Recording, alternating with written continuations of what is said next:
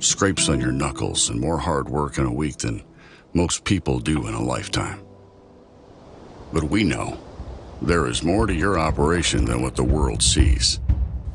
We understand the years of planning, preparation, and sacrifice that it takes to succeed. At Gen X, our philosophy has always been cow sense and science. Like you, we rely on the knowledge. There is more to your operation than what the world sees. We understand the years of planning, preparation, and sacrifice that it takes to succeed. At Gen X, our philosophy has always been cow sense and science. Like you, we rely on the All right, I guess we're going to get this show on the road here. So just a little thank yous to everybody that come to exhibit at the show this year. Our numbers are up. It's nice to see that this is the second year running for our show here at Ancaster. I'd like to bring your attention to all the banners around the ring. We have really gracious sponsors for this show.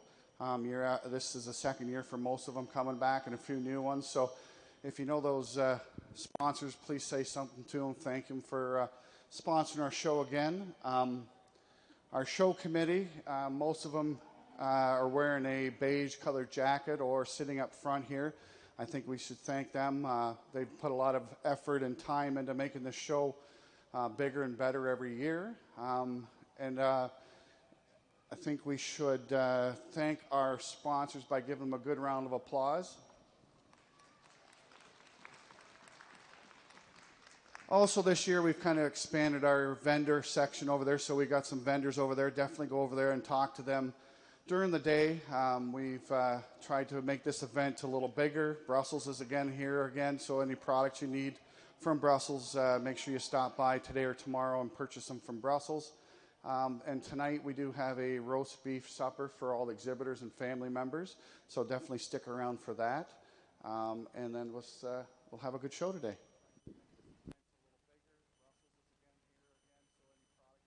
Thank you, Jeff. I'm going to turn the mic over to Morgan McIntyre, and she's going to sing us "O Canada."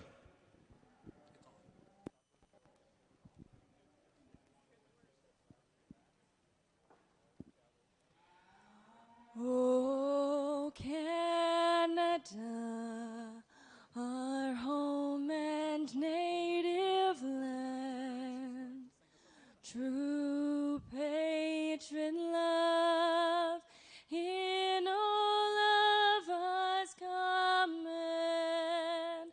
With glowing hearts we see thee rise, the true North, strong and free.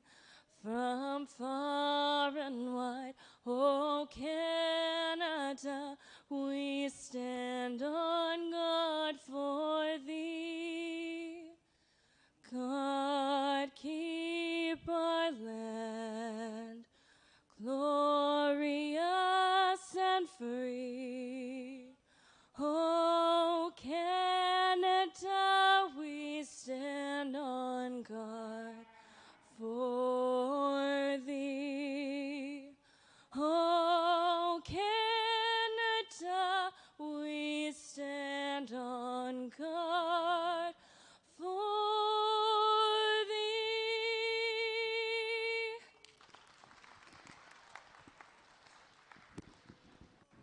Thank you, Morgan. We are going to get started right away with our Tyke Showmanship class.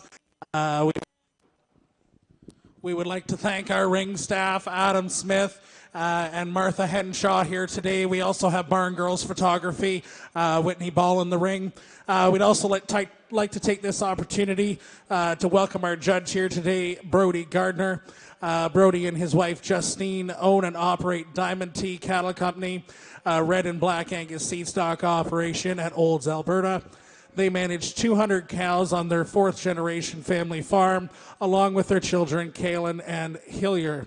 The first Tuesday in April, they annually host their Stockman's Choice Bull and Female Sale, selling 50 ranch-raised yearlings, bulls, and a handful of elite replacement heifers. Brody and Justine both grew up highly involved in 4-H and youth show events, exhibiting Hereford and Angus cattle all across North America. Now their children take up the same passion as their parents, and they have already exhibited in numerous Canadian Junior Nationals at a young age. Brody went on to Northeastern Oklahoma A&M College on a livestock judging scholarship out of high school, and he still praises the experiences and relationships he gained while on that journey. Brody has judged countless 4-H youth and fall breed shows and absolutely loves giving back and educating every young cattleman that shows the drive and determination it takes to raise livestock. We welcome him here today to judge day one. Our showmanship and bull class is here today at the Spring Forward Beef event. Let's give him a round of applause.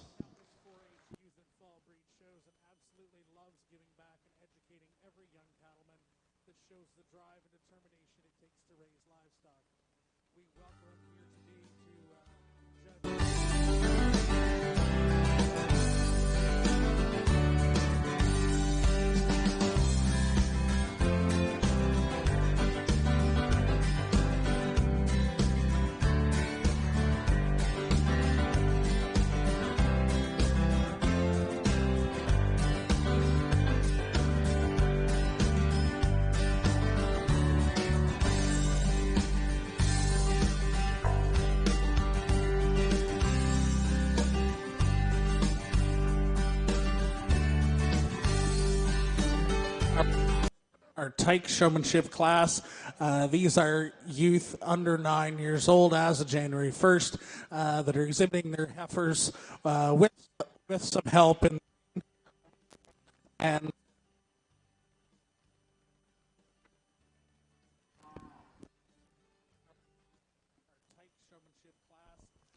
sorry about that. We're having to switch mics. These are our young youth with assistance here in the ring. Let's give these young people a round of applause. What a great ring full of young people.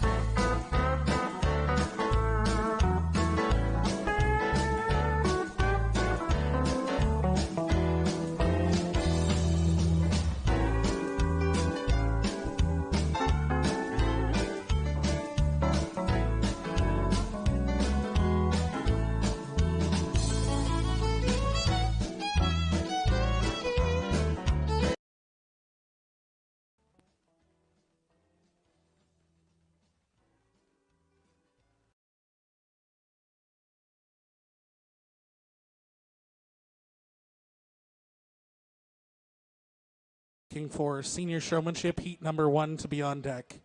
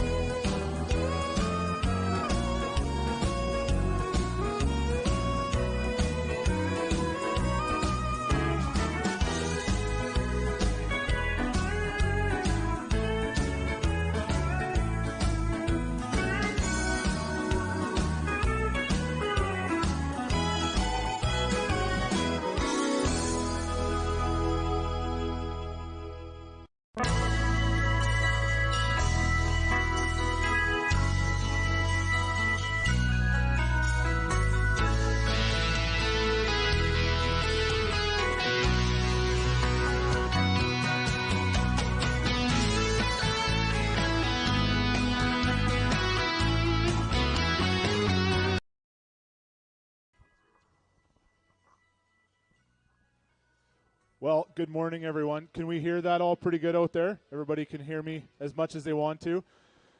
Can you guys please put your hands together for this first class of the day, because this is right here what it's all about, in my opinion.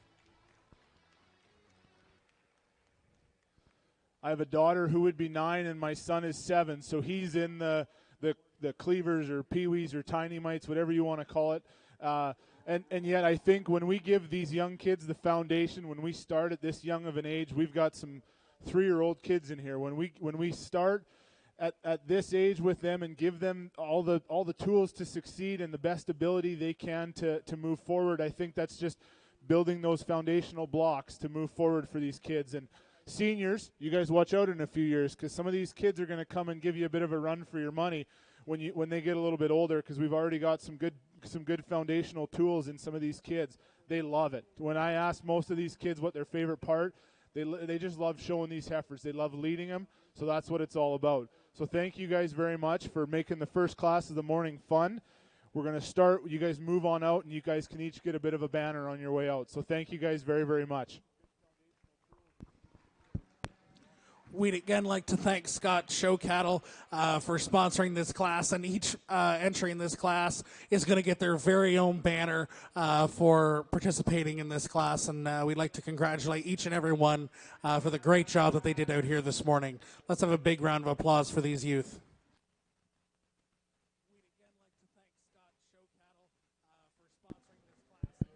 We are going to follow up right away with our Heat 1 of Senior Showmanship. On deck, we're looking for Senior Showmanship Heat number 2. We have 3 heats of Senior Showmanship in total, and then we're going to move on to the balance of our divisions.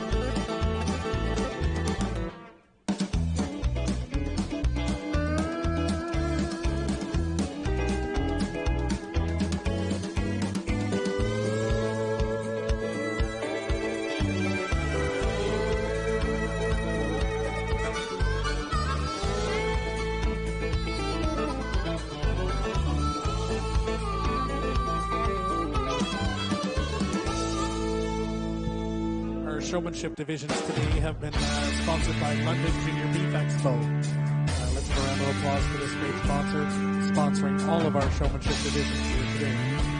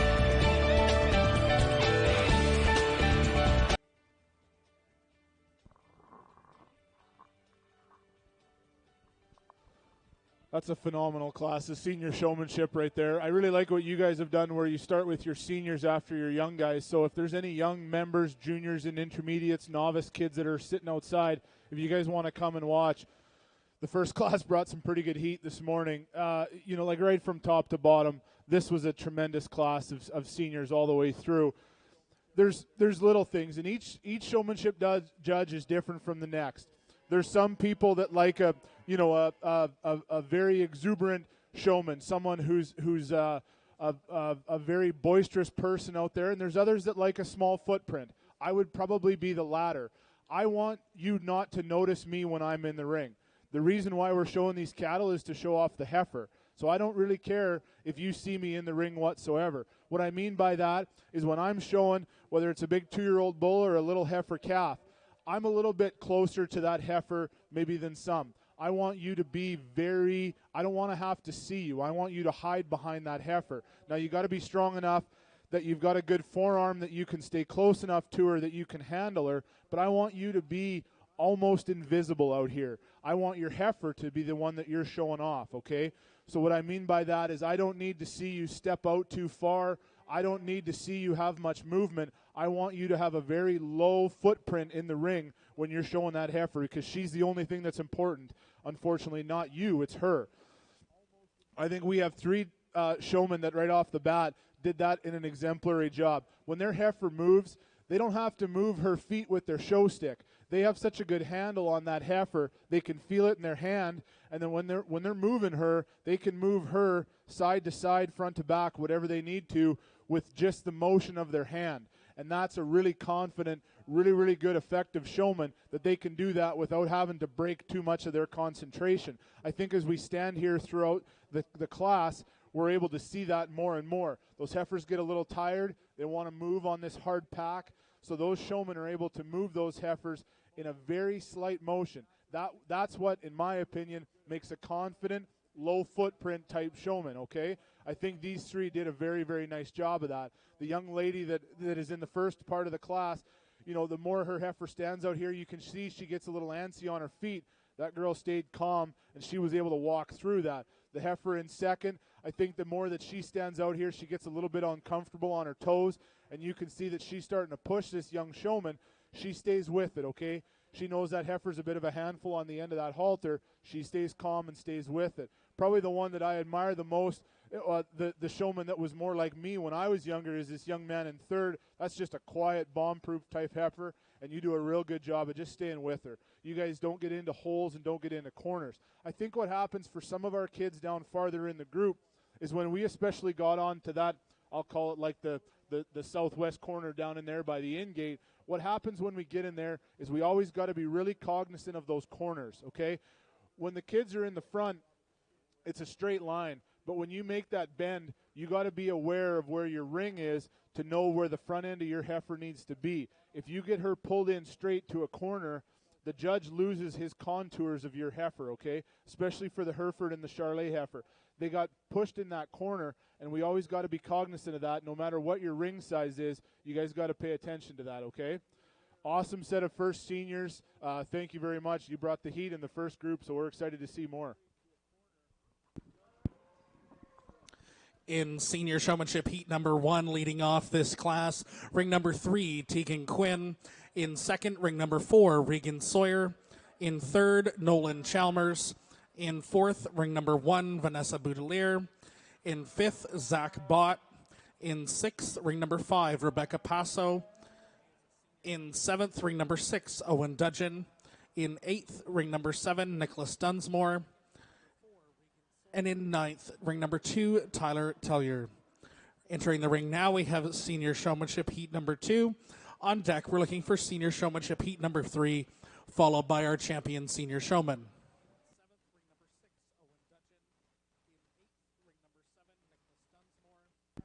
The top 2 placings from each heat will remain for the champion of each division.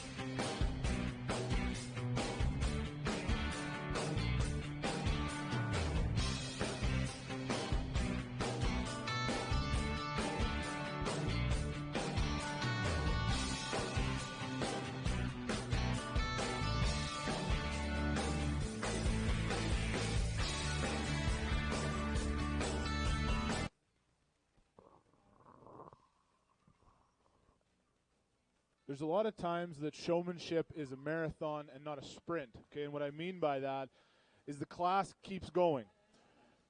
As much as a judge gets a first impression when you walk in the ring, you have to keep showing the whole entire time, okay? What happens over the class is sometimes you think you get into a bit of a groove, but you forget something from time to time, okay? We can never stop showing. Sometimes the judge will even pull you in his final placing, and he's still not decided yet. He'll make a change at the end. Never stop showing, okay? What happened in the very first part of this class is we had 3 black calves down on this end. All 3 of you guys got way too close. You had the benefit in this class over the first class that there was less of you by a considerable margin. Half as many calves in this class, okay? You guys needed to space out more like you are here now. You got too bunched up. What happened then is when you were having to move around and your heifers weren't settled, is you were too congested, okay? Throughout the rest of the class, you kept going, you kept fighting through that, and we were able to have a little bit more enjoyable lineup on the back wall than when we were side by side, okay? Always keep that in mind. When we start with the kind of the cream-colored steer, he was just a little fidgety today, was just a little off. You're a great showman. There's no question about it. You're a fantastic showman. I love how calm you are, but he was just, this wasn't his day today, and that's totally fine. I think the same with the blaze face heifer. She's exquisite. She's beautiful out here. When she stops, that's great. She doesn't always want to stand today, and again, it's day-to-day how showmanship goes. There are days that they want to be out here, and there's other days they'd rather just be running in the pasture. I think she's kind of on one of the latter, and that's unfortunate because when she stops, when she's with you, when she feels comfortable in your hand, you know, you do a great job of showing her. There's just other times she just wants to move around, and that's how the day goes. Young man here that we have, 014, man, he was what I wanted to see right from the moment he walked in. He was exactly how I used to be when I was young. He's calm. He's very close to his heifer. Then when he gets in the lineup, and we were just about ready to start pulling guys in, I see you got just a little bit excited, okay? You were ready. You wanted to make sure your heifer was perfect. That's one of those times that less is more. If your heifer gets close enough to where she's standing, young kids, if you guys can hear this out back, I can't reiterate this enough. Adam's been in enough shows before where he sees it where if his heifer's just off maybe by 2 inches, he wants to move his feet. But he knows if he does that, she's going to catastrophically move in a direction that then he's out of shape. If you move your heifer off by 2 or 3 inches each time, she's going to get agitated. If you leave her where she's close enough, I can move in my angles as the judge. You just leave her, and I'll get to where I need to see her the right way. I think what that did is you were maybe a little bit higher in my books until you started messing with her feet, and then we got that heifer just a little bit out of shape, okay? But you're a great showman. Calm, exactly how I want. Then the 3 that we have up here at the start of the class, the longer they were out here, the more calm we got. The more those heifers started to relax in your hand. You can watch a heifer when she comes in here, that she's higher-headed, and you can feel it, the vibrations even in your hand. You guys now are softer-handed. Those heifers are settled into the class, and the longer we take, you guys just did an exemplary job. So right from top to bottom, that's an awesome set of senior showmen again. Congratulations to our class winner, ring number 8, Morgan McIntyre. In second, ring number 15, DJ Lawrence. In third, ring number 10, Caitlin Redner. In fourth, ring number 14, Flynn Reinhart. In fifth, ring number 11, Jackson Corner. And in sixth, ring number 13, Hannah McDonald. Now we're looking for senior showmanship heat number 3 to enter the ring. Following this, we'll be looking for the top 2 placings from the previous heats to compete for senior champion showperson. Again, the showmanship divisions are sponsored by London Junior Beef Expo.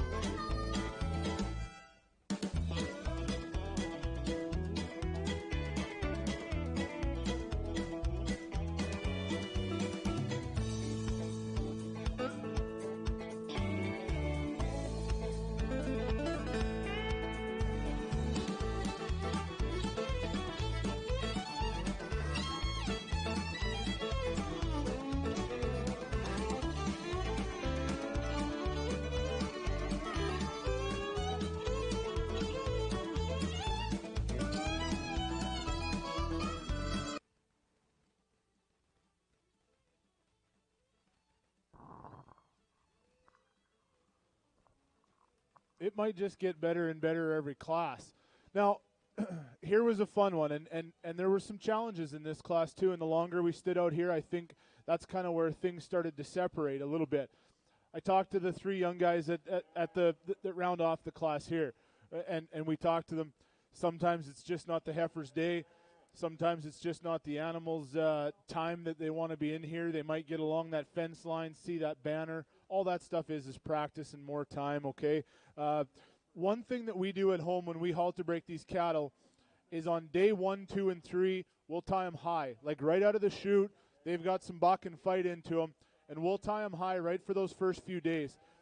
And we'll give them a couple hours on that halter for them to figure themselves out, for them to fight. And I think what that does is that lays the foundation for these cattle to know that it's not just a 30-second class, okay? We're not just standing them up for the picture for one time. Sometimes these classes will last 10 or 15 minutes, and I think those cattle have to have the foundation where they know how long to stand in here. The young lady with the Hereford heifer in second, the longer she's out here, the better she gets. When that heifer came in here, man, she was a pill. She didn't want to have any part of this day, but the longer she's out here, the more that girl stays calm with that, and that's one of those ones that repetition and time has taken her to that advanced stage where she's able to know and last a little bit longer out here. The heifer I'm talking about, she's able to know and last a little bit longer out here because she has those building blocks, okay? These are good showmen, all 3 of these young boys that round off this class. Today, just those heifers didn't want to be a part of it. When we get in that lineup and we're side by side, we need to help. We need to make sure that we help out our neighbor. When we got 2 heifers pulling out at the same time, the heifer in front of, or the heifer behind you, if she pulls out and cuts you around that corner, you can't dodge inside of her to cut her off to move into your place. You help her so that gives you a wider swath to get around, okay? I noticed when we did that a couple times, you want to jet back into your spot, but what that does is that cuts off your angle. So instead of having 20 feet to turn your heifer and walk her into it, now you've got a shorter spot to turn your heifer into that angle. So now you're cut off and you're already restricted into the amount of movement you have. If you help that partner take her heifer farther around, then you have a larger swath as well too. The other time, it happens a lot to the first heifer in the class. Okay, young man, when you walked in here with your black heifer, when you're the first heifer in, you always pull straight to the corner. You got to watch where that judge is. And this happens to any kid that's ever first in a class. You have to pull your heifer broadside off of that corner just a hair where her shoulder's more towards the judge. What happens is you get lost because you're the farthest away from me. You get lost sometimes in that corner where if you pull her broadside, she's able to be more presented and more up front, okay? That just happens as the first guy in the ring sometimes. I think what happens for these 2 Hereford heifers, the longer they're out here, the more calm those 2 showmen stay. That's the kind of footprint that I like. I like a very low-impact showman, and I've said it a few times. That's why these Hereford heifers have excelled, because those kids just stayed calm. They worked with those heifers. We talked about the girl in second. That heifer wanted to fight you all the first time when we were lined up here, and you stayed calm, you stayed with it. She got better looking when we talk about the presentation of these heifers. Those 2 heifers got better looking throughout the class. Real nice job, guys. That was a tremendous set of senior showmen. Congratulations to our first place in the Heat 3 of the Senior Showmanship. Ring number 12, Jacob Ball. In second, ring number 23, Alicia Colts. In third, ring number 16, Connor Swackhammer. In fourth, ring number 21, Austin Burney. In fifth, ring number 22, Ashlyn Tellier. In sixth, ring number 17, Clarissa Passo. In seventh, ring number 18, Chad Bell. In eighth, ring number 20, Ben Rhodes. In ninth, ring number 19, Bryden Coulter. And we're now looking for the top 2 placings from the previous heats for our champion senior showman drive. On deck, we'll be looking for intermediate showmanship heat number 1.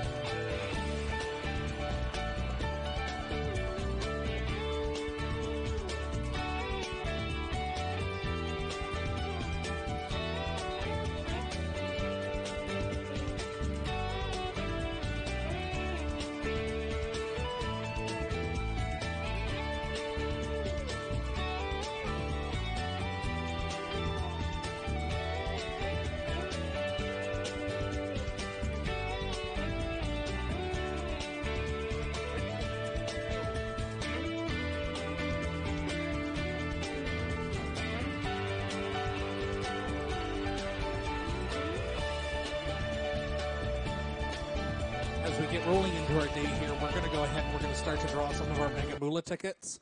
So the Mega Moolah is a raffle that we have held as a committee and have sold 100 tickets at $100 each, and these tickets were sold out within the first day of being offered. The winner of this draw gets pick of the heifers that are on offer for the Mega Moolah. They are cataloged, and catalogs are being circulated around with our heifers that are on offer. These heifers are the heifers that are not selected for the Mega Moolah will be put to auction on live auctions following the draw. So please take a look at the catalog and check out the heifers that are for sale and will be auctioned off today online.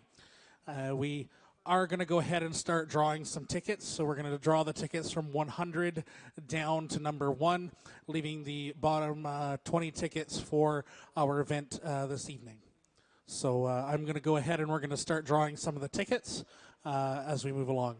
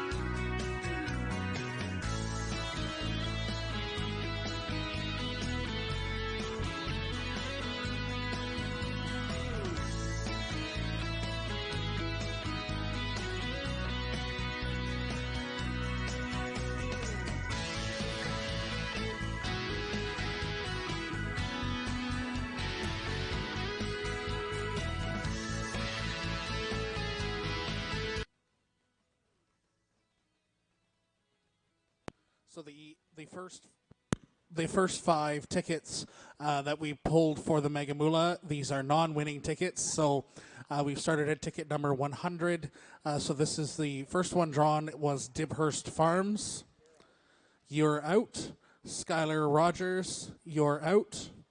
Ashley Haynes, you're out.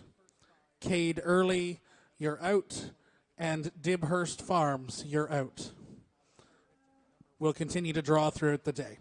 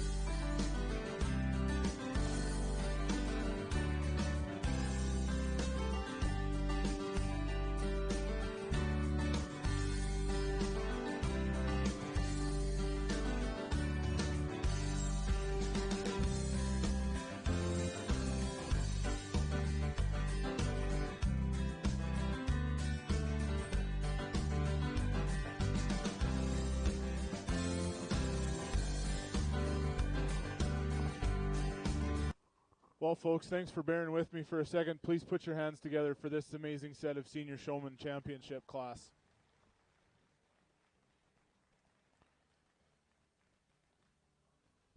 Any of you guys ever want to get on a plane and head out west and help us and our kids? Every one of you is more than welcome. I think we sent a bunch back to the barns already, too, that, man, you guys have it going on out here, and I hope you guys know how good of a deal this is. You guys have some absolutely amazing showmen. But more than that, I think you guys have some amazing kids. What Adam and I did is I brought the kids out to me while Adam held on to these heifers, and I wanted to make sure that that these kids know some of the parts about their heifer. Okay, I wanted to ask them the good and the bad. What would they like to change about their heifer, and what are some of the points that they would like to amplify that are comments they appreciate about those heifers. I think not only do you need to be a good showman, but I think you need to be a good judge of cattle so that you know what you want to change about your heifer and what you want to highlight. I think these kids did this in an exemplary job where they know exactly the good, the bad, and the ugly of these cattle, and that's why these top 6 probably set themselves apart for some of the kids that we sent back, is because these kids know exactly what they're doing, know how to hide and amplify the parts about these cattle, and for that they need to be commended. When we got those kids back, you could see right away that they took that heifer from Adam, and they wanted to adjust already to some of the things that we talked about. Maybe Adam was holding that heifer a little different than what they appreciate, so they switched things up.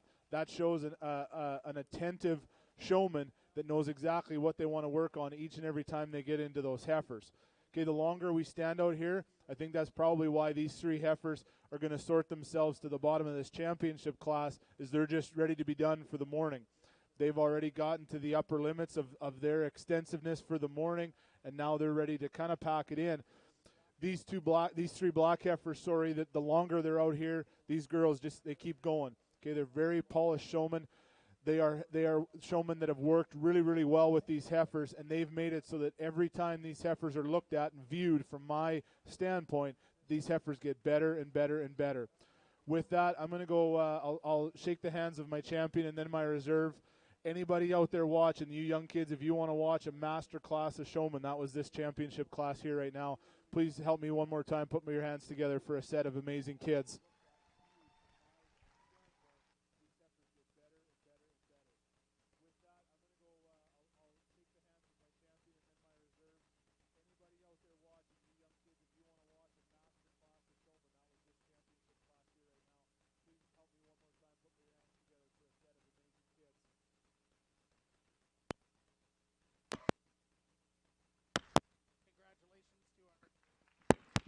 Congratulations to our champion senior showman, Morgan McIntyre, and our reserve to Tegan Quinn.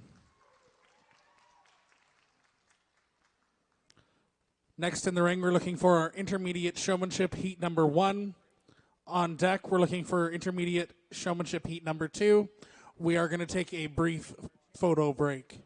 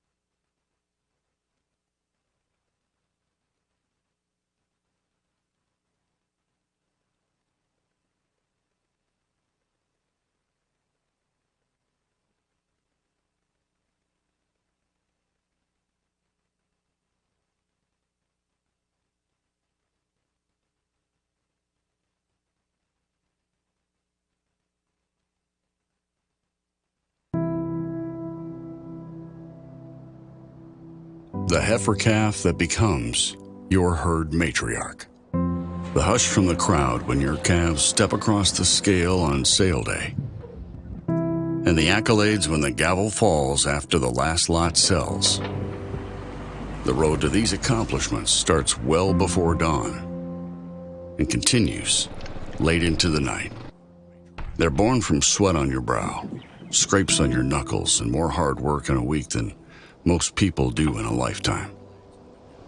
But we know there is more to your operation than what the world sees.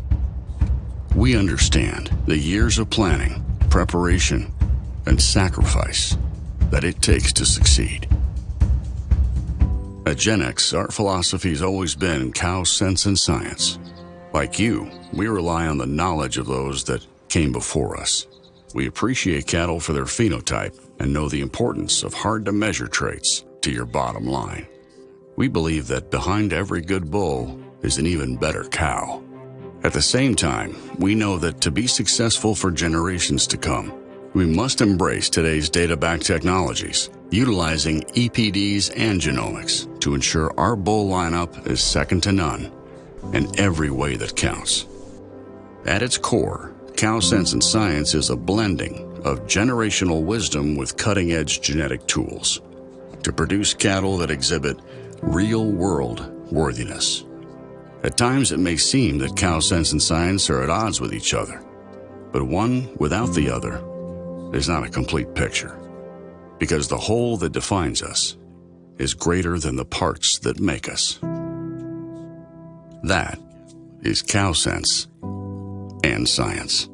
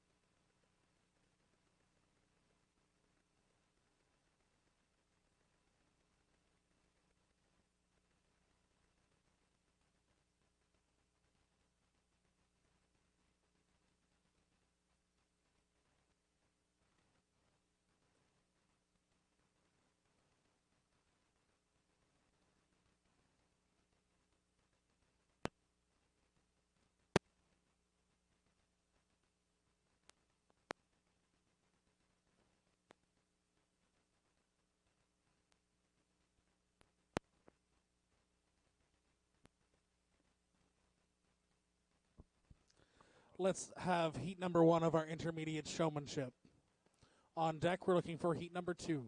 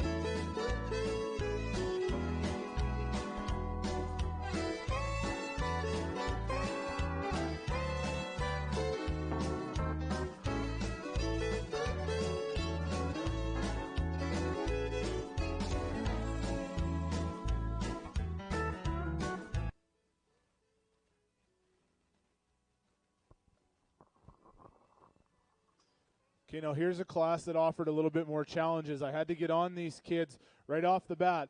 We've got a big, beautiful 70-foot ring, and we were using about 30 or 40 feet of it. We got a little congested off the bat. I love that you guys listened, and when we were then on our side profile, you guys were a lot more spaced out. You gave each other lots of room so that if a heifer acted up, everybody had more space. When you're making your turns, when your heifer gets what we'll call out of shape, and you want to go for a circle, take a big circle, okay?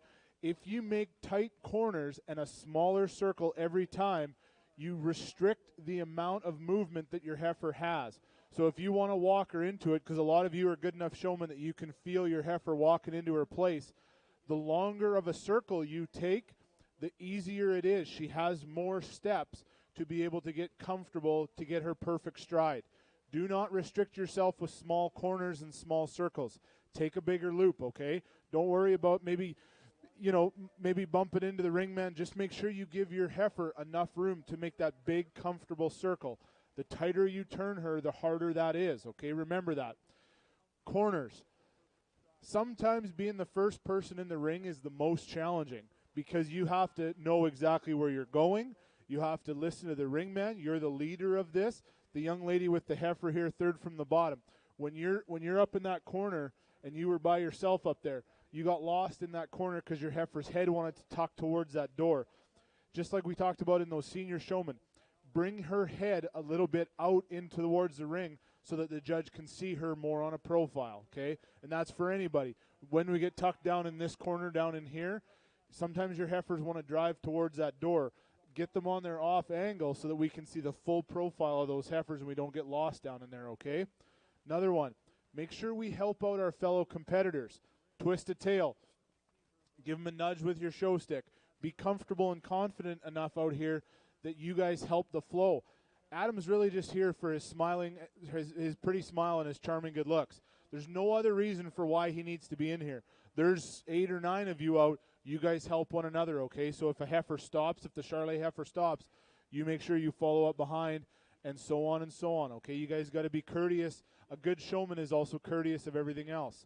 Another comment, kids, less is more, okay? We don't need to over-scratch these heifers. They can feel you through their halter. So if you're calm, okay, if we have a nice calm show stick, if we have a nice calm hand, they will feel that. The striped face heifer here in second, the longer she's out here, the more calm she gets. Ideally, I would like this girl to have worked with maybe dad wearing a cowboy hat at home. You can tell that she's a little bent out of shape when she sees me walk up to her. At home practice will help that heifer more. That's where the Hereford heifer and that young lady excel. There's nothing out here. We could drop a bomb on this class. We could have fireworks going off. That Hereford heifer is going to stay pretty calm. You can tell that on the end of that hand, that young lady has that heifer eaten out of her palm because she's calm. She's been through every situation and knows, okay? Lots of tips and tricks for you guys. A little bit more practice and a little bit more polish. Remember, help your neighbor and watch those corners. Good job, you guys.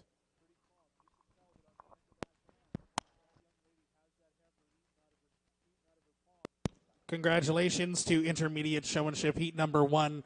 Class winner, ring number 30, Rebecca Hess. In second, ring number 31, Peyton Hastings. In third, ring number 25, Tom Arms. In fourth, ring number 27, Taylor Annette. In fifth, ring number 26, Taylor Burke. In sixth, ring number 24, Zoe Tekma. I know I probably butchered that. And in seventh, ring number 29, Riley Chowan. And in eighth, ring number 28, Sadie Croft. We're now looking for Intermediate Showmanship Heat number 2.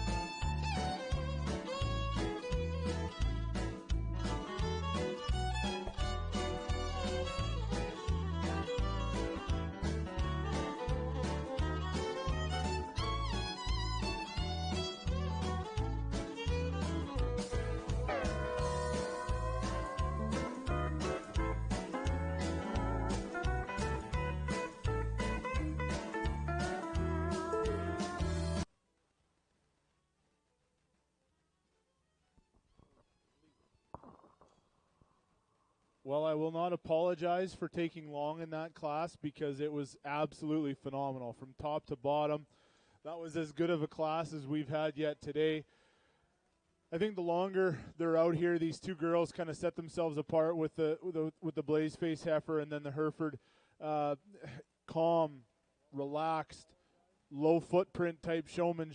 What I mean by that is they're very engaged into that heifer, and I don't notice them, which to me is a good showman. Kids that you don't notice out in the ring because the heifer's doing all the work, which is exactly how we want it. So I think those two young girls kind of set themselves up and move up farther in the class as the class goes on. When we talk about down here at the round off the class, I think we run into heifers that are just having a day. Okay, sometimes we have females, as they are, that are it's the time of the year when maybe we're starting to have some heats on these heifers. They're cycling. Sometimes it's just not their day. I think the speckled heifer, when we got down on the bottom, she was like on the bottom of the class when we were around that corner. She was wanting to be anywhere else than where she was. She's fidgety. We got to make sure on those heifers that want to move and prance and dance around that less is more, right? We don't want to keep poking and prodding on their feet. When we got the black heifer up in the corner, same thing. She got in those holes sometimes, and then we wanted to keep moving those feet to get in what we think is perfect. Sometimes when we just let her stand, she looks better because she's just still and relaxed, okay? I'm going to talk about hip clips for a second. I know some of us like hip clips, but I've never seen a harness fall off. So sometimes harnesses are better because they're intact, and they stay on our body. I know that we like hip clips, but sometimes a harness is better. A few of our other showmen, okay, we get a little excited with our stick when that class gets closer and closer to the top of the placing, and we get a little bit higher. Our heart rate gets elevated, right? And that's a good thing. That means you're excited and you're passionate. Absolutely. But they can feel that on the end of our halter, okay? So when we get excited, so do they. They know something's up, right? So we see those heifers getting a little bit more excited because our stick's doing a little bit more. We got to make sure that if we're doing like a bottom to top and we're getting closer and closer to the top of the class, we have to make sure that we stay as calm too. When we're calm, they feel it. They feel right through your hand, okay? So we got to make sure that we stay relaxed too. Young lady here with the baldy heifer, she wanted no part of this class when we started. You're an amazing showman because the longer you were out here, the more relaxed she got, right? We've talked about that with some of our seniors too. So the ladies that win this class, they kind of set themselves apart from just the heifers that were the most calm, were the most relaxed throughout the whole time. That was an amazing class. I told Adam if they get any harder, he's going to have to do it because that was phenomenal. Please put your hands together for another set of amazing kids. In showmanship heat number 2, leading this class, we have ring number 37, Margaret Darling.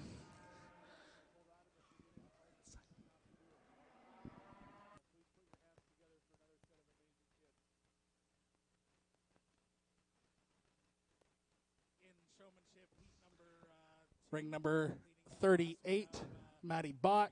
In third, ring number 32, Paige Lougheed. And then fourth, ring number 34, Nathan Daw. In fifth, ring number 114, Olivia Avery. In sixth, ring number 36, Megan Prowse.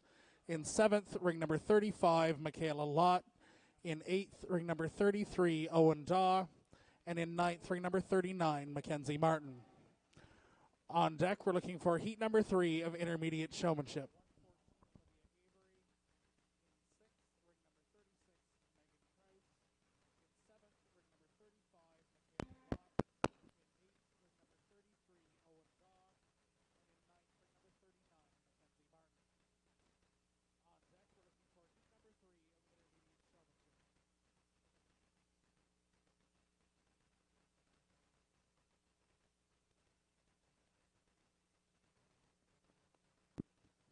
At this time, we've drawn another 5 tickets for our Mega Moolah draw. So, Scott Bennett, you are out. Briar Hansen, you are out. Josh Robar, you are out. Tamaran Mousseau, you are out. And Stevens Genetics, you are out.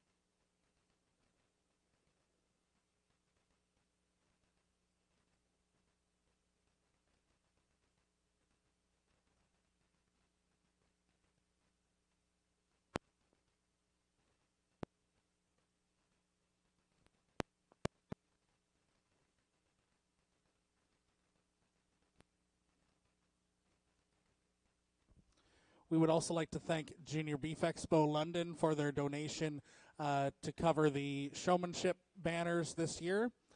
They were a gracious sponsor for us. So thank you to London Junior Beef Expo.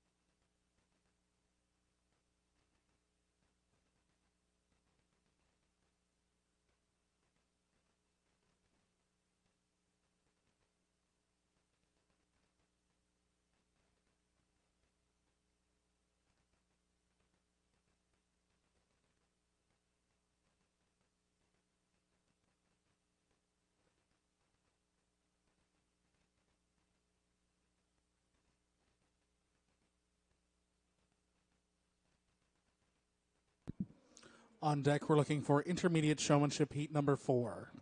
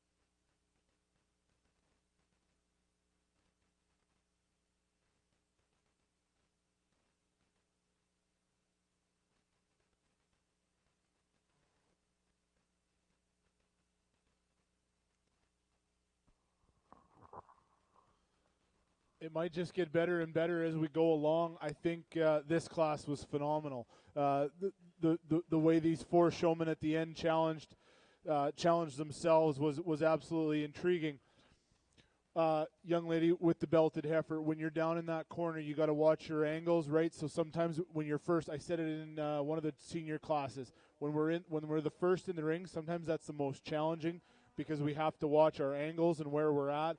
If the heifer behind you tucks you in a corner every once in a while, then your heifer gets lost. So you got to watch that. Sometimes you might need to just pull ahead a little bit, okay? I think the roan and the white heifer got a little agitated the longer they were out here. Their feet are, they're a little off. They want to be a little bit antsy, and that's just more time, more practice, more patience with those heifers. I think the Charlet heifer, she come out, and that young showman did a really, really good job off the bat. And the more this heifer's out here, she's just ready to be done with the morning. And you can see that she just, she's one of those that was more excited to be out here before. Now she's a little bit less excited to be out here. When we get into what it would be like our 3rd and 4th place heifers, those young ladies did a phenomenal job. The longer they're out here, those heifers are wanting to set more of a pace, okay? When we walked our second loop around, your heifer wants to get out and really stride. And that's an okay thing for her. When she does that, she can get a little bit restricted, so you need to bring her pace down just a little bit. She wants to drive and push you a little bit. You're the one that's the boss. Set your show stick in front of her. Bring her pace down a little bit so that everything slows down for her. She gets more comfortable on the movement, okay? The black heifer here in 4th, she was exceptional. When she first came out here, she was hitting her pose every time. The longer we're out here, she's more and more tired. She's ready to go back to the barn and that's why those two heifers and those two showmen kind of set themselves up that way. The two young ladies that win this class did a phenomenal job with these two heifers. The longer they're out here, the more calm they stay, and those heifers feel that on the end of that halter. Those are two really experienced showmen. This was a tremendous class. Round of applause again, please, and thank you. Congratulations to our class winner, ring number 44, Emily Mackey. Second place to ring number 45, Emily Hartle. In third, ring number 41, Heidi McFadden. In fourth, ring number 46, Chelsea Stevens.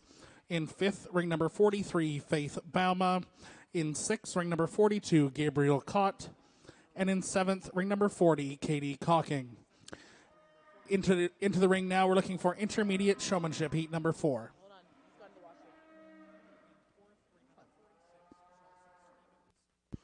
On deck, we're going to be looking for our intermediate championship showperson drive, which is the top 2 placings from the previous heats.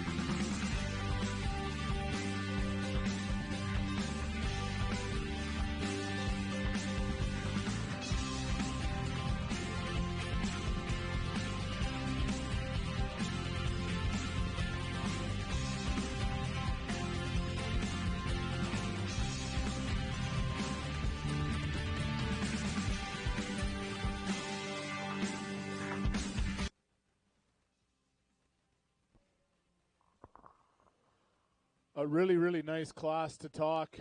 Certainly a set of kids that did a phenomenal job in terms of the best intermediate group thus far to space out. You guys, we have this big ring we've talked about through the last few groups, and you're using the whole thing, which is really nice to see. When we come in here, we got a little congested, and then throughout we're spreading out a little bit, which is nicer because you can use the whole ring. That gives you more wiggle room if you have to move here or there, right? So that's a great job that you guys opened up and spread out a little bit. I think what sets these two kids apart is kind of what we've talked about for the last few groups, is the longer they're out here, the more calm they are and the more their cattle stay relaxed. The more we fidget with those feet, the more we agitate those heifers, the more they're going to move, okay? Let's talk about the steer at the that rounds off the class. Sometimes when he'll get his head just a little bit low, that makes his balance look a little bit off, so we got to make sure that his presentation stays upright, very erect, and very stylish, so that helps him look a little bit nicer balanced. Young lady with the black heifer, every once in a while she'll just move and rotate a little bit, and she just wants to keep going when she's on that corner down here. And then we had just a little unfortunate luck with our show stick. Other than that, you're a very, very polished showman. We're talking splitting hairs here in a set of kids that are very, very, very good. When we run into these two young ladies here next with the two red heifers, little things, feet the right way when we're set up side by side as opposed to when we're profiled. Longer stagger, say on the red heifer, the solid red heifer, a little bit longer stagger on her so that her balance looks a little bit nicer. We want to, now the shorthorn heifer stands exactly what I was going to say. We want to open her up from her width a little bit when she gets a little bit narrower in her pin set. If we can broaden her up, that makes her look a little bit stouter. So just like that exactly there. The heifer in third, every once in a while, she'll want to push in. She'll want to set the pace. Remember that you're the boss, so we can bring her back a little bit with our show stick, with our hand. You're the one that dictates the speed we want to go, both with the pace of your show stick and then with the pace when you're walking her, okay? And then these two, very, very elite showmen that start the class do so with a calm demeanor, and that's what I talk about lots. One thing, make sure those show halters are a size or two smaller so that they're nice and up very high on the top portion of that nose for those heifers. You have more control on that halter when that halter nose band is up a little bit higher. Great job, guys. Awesome set of kids.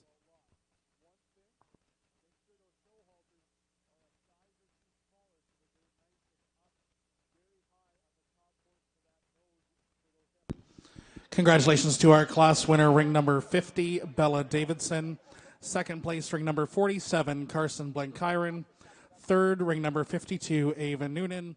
Fourth, ring number 51, Avery Annette. Fifth, ring number 49, Brianna Lockhurst. Sixth, ring number 53, Amber Montgomery. And seventh, ring number 48, Caitlin Coulter. Now entering the ring, we're looking for our intermediate champion showperson drive. This is the top two placings from the previous heats.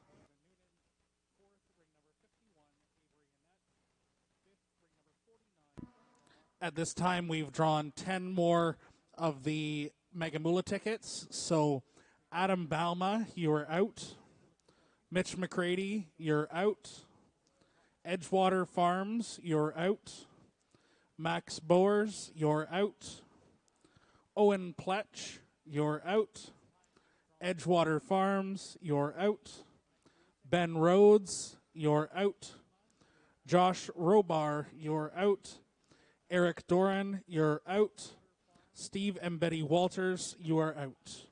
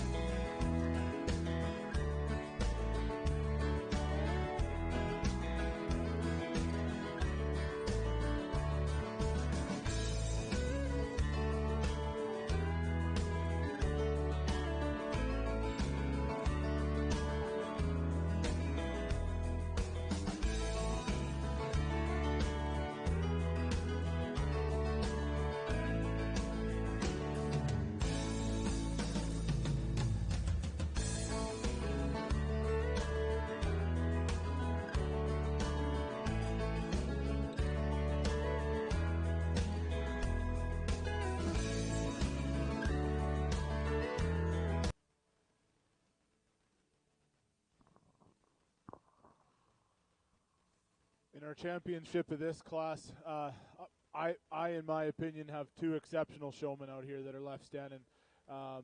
Two young ladies that continually get better every time when they come out here, and their heifers excel more and more when they're out here. Every time you look at those two females, they're placed exemplary. Their heads are up. Their presentation is exceptional, and they're calm. They're very relaxed out here. Their stick never drives hard, never drives fast. Their pace is always the same, both standing still on the profile or when we get walking.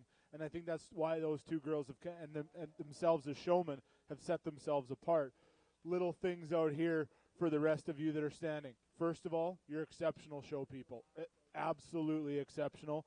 And you need to be commended for that. Please and thank you know that, right? We're talking little things. When your heifer gets in corners down in the bottom, you got to make sure that you get on the right angle. Don't overplace those feet. If she's close enough, leave her alone. Little blaze face heifer, she can get agitated sometimes, right? So we're just going to get her in the most natural state possible. Sometimes the big blaze face heifer can get a little bit too compact, and we could open her up a little bit in her stance and her balance. So we're just going to extend those legs a little bit. Same with the Hereford heifer, right? Sometimes she needs to be a little bit wider from behind, so we'll open those feet up when we're standing side by side. Little things, okay, guys? You guys are awesome showmen. Everybody, please put your hands together, and then I'll go slap my grand in my reserve.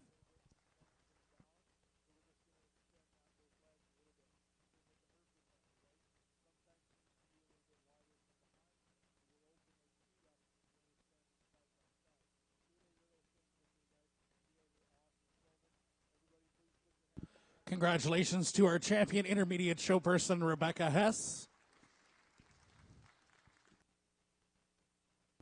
And our reserve champion intermediate show person, Emily Mackey.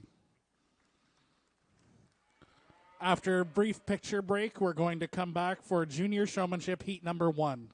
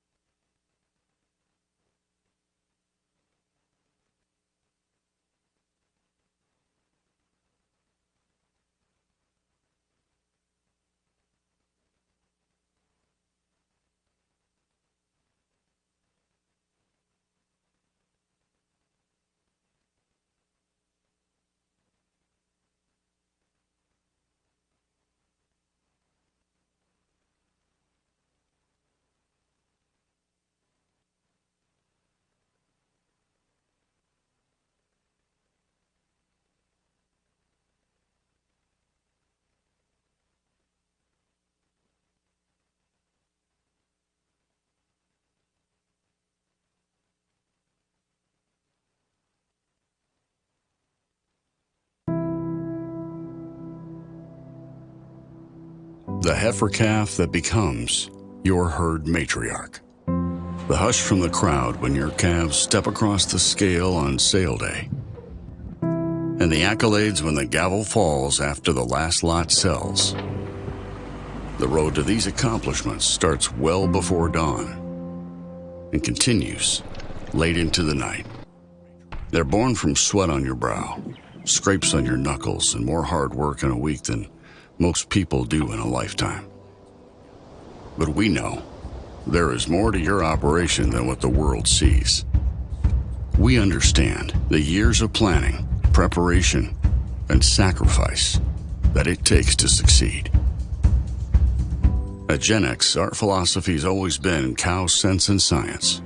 Like you, we rely on the knowledge of those that came before us. We appreciate cattle for their phenotype and know the importance of hard-to-measure traits to your bottom line. We believe that behind every good bull is an even better cow. At the same time, we know that to be successful for generations to come, We must embrace today's data-backed technologies, utilizing EPDs and genomics to ensure our bull lineup is second to none in every way that counts. At its core, Cow Sense and Science is a blending of generational wisdom with cutting-edge genetic tools to produce cattle that exhibit real-world worthiness. At times, it may seem that Cow Sense and Science are at odds with each other, but one without the other is not a complete picture, because the whole that defines us is greater than the parts that make us. That is Cow Sense and Science.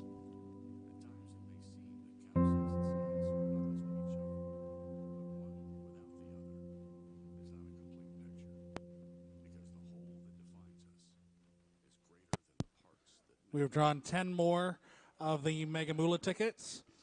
Val and Brad Arnold, you're out. Andrew Metcalf, you're out. Cassie Taylor, you're out. Brian Sales, you're out. Johnny Mickelrath, you're out. Marcy Reevy, you're out. Dave Eastman, you're out.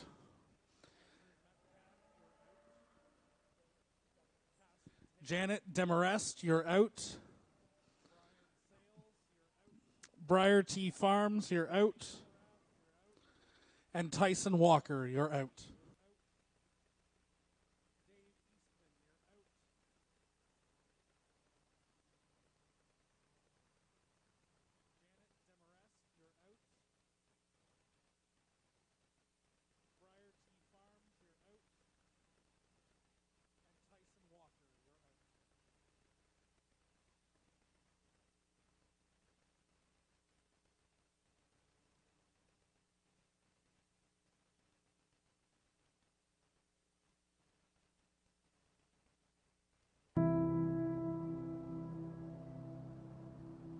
The heifer calf that becomes your herd matriarch. The hush from the crowd when your calves step across the scale on sale day. And the accolades when the gavel falls after the last lot sells. The road to these accomplishments starts well before dawn and continues late into the night. They're born from sweat on your brow, scrapes on your knuckles, and more hard work in a week than most people do in a lifetime. But we know there is more to your operation than what the world sees. We understand the years of planning, preparation, and sacrifice that it takes to succeed. At Gen X, our philosophy has always been Cow Sense and Science. Like you, we rely on the knowledge of those that came before us. We appreciate cattle for their phenotype and know the importance of hard-to-measure traits to your bottom line. We believe that behind every good bull is an even better cow. At the same time, we know that to be successful for generations to come, we must embrace today's data-backed technologies, utilizing EPDs and genomics to ensure our bull lineup is second to none in every way that counts. At its core, Cow Sense and Science is a blending of generational wisdom with cutting-edge genetic tools to produce cattle that exhibit real-world worthiness. At times, it may seem that Cow Sense and Science are at odds with each other, but one without the other is not a complete picture, because the whole that defines us is greater than the parts that make us. That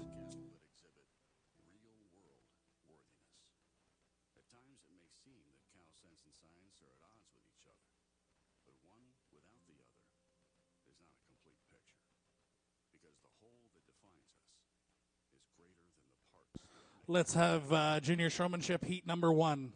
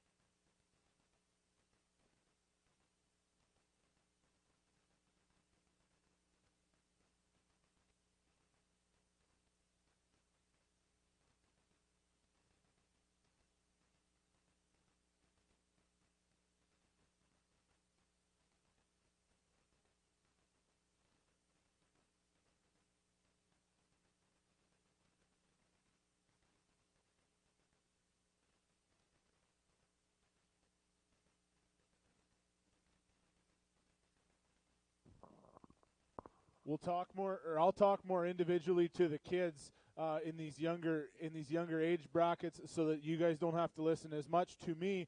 I'll give some of my comments more personally to the kids. I think we started with 3 just awesome showmen. These young girls did a fantastic job. You can see that they've got a great bond with their heifers, and that goes a long way. Lots of practice at home. Make sure that you guys have spend enough time with those heifers, because showmanship is not just today, it's every day at home. So spend lots of time working on those heifers. Great job, everybody.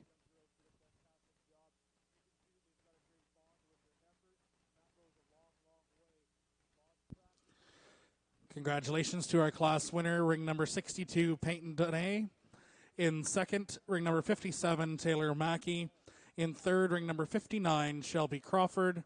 In fourth, ring number 58, Susanna Sinclair. In fifth, ring number 61, Regan Chowan. In sixth, ring number 56, Trenton Cott. In seventh, ring number 55, Tyson Smith. And in eighth, ring number 60, Sam Haley. Now entering the ring, we're looking for junior showmanship, heat number 2.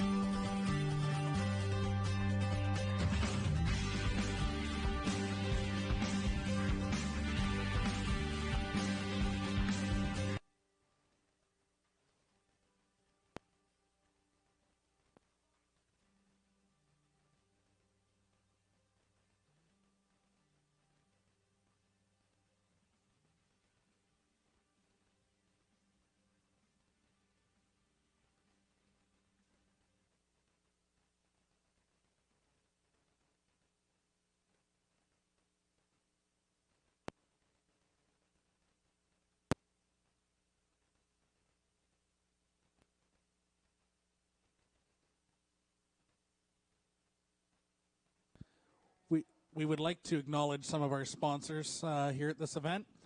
Settler Supplies, Brandt Contracting, Clark Family Farms, Middleport Mechanical, Renway Energy, Haynes Contracting, Branita Mechanical Services Limited, Cemex Beef, Jones Feed Mill, HS Nil, and Renway Energy. We'd like to thank these wonderful sponsors. These are the money that keeps this event going to put on for these wonderful kids. And also the businesses that are around the outside of the building here, please come by the booths.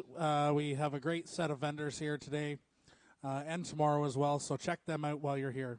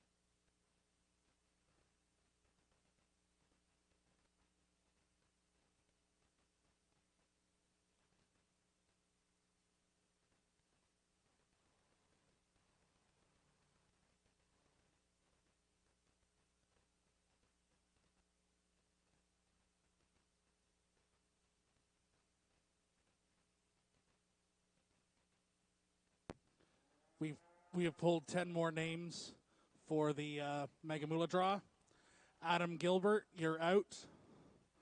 Krista Whalen, you're out. Juanita Elmhurst, you're out. Scott Dykstra, you're out. Sandy Walters, you're out. Emma Hulse, you're out.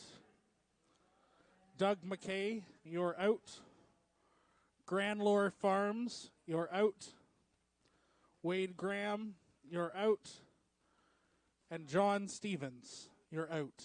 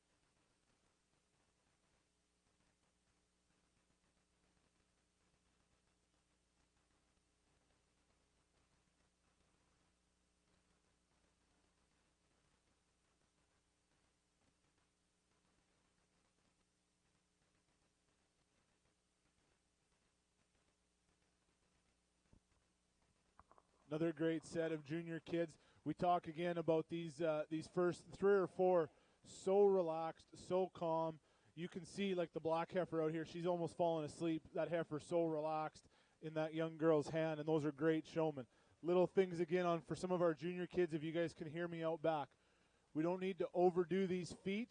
We don't need to overplace them. Sometimes cattle, if they're close enough, they're going to stand and be more relaxed, and it's easier for the judge to see them than if you're poking and prodding on them, okay? Great job. Another awesome set of kids. Leading off this heated junior showmanship, we have ring number 64, Madison Hamill. In second, ring number 65, Kyler Vanessa. In third, ring number 66, Kira Wallace. In fourth, ring number 69, Isaac Chipma. In fifth, ring number 70, Hank Weir.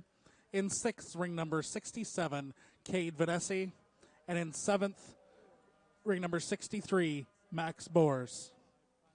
Now entering the ring, we're looking for heat number 3 of junior showmanship. On deck, we're looking for heat number 4.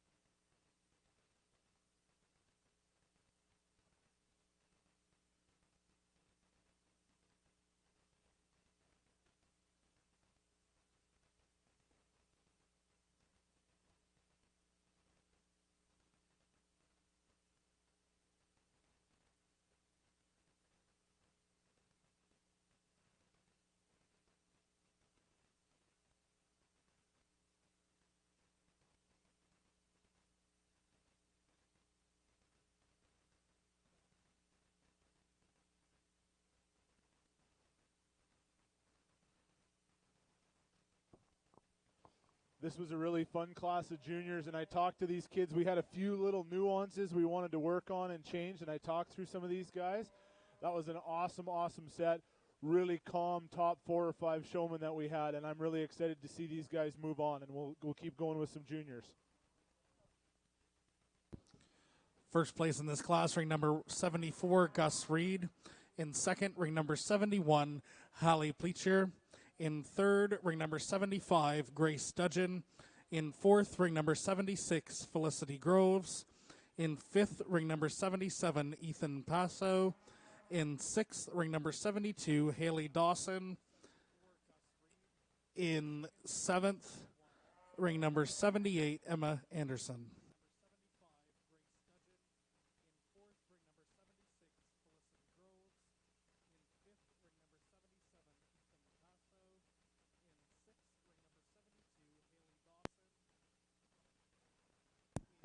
We're looking for junior showmanship, heat number 4. On deck, champion junior showperson.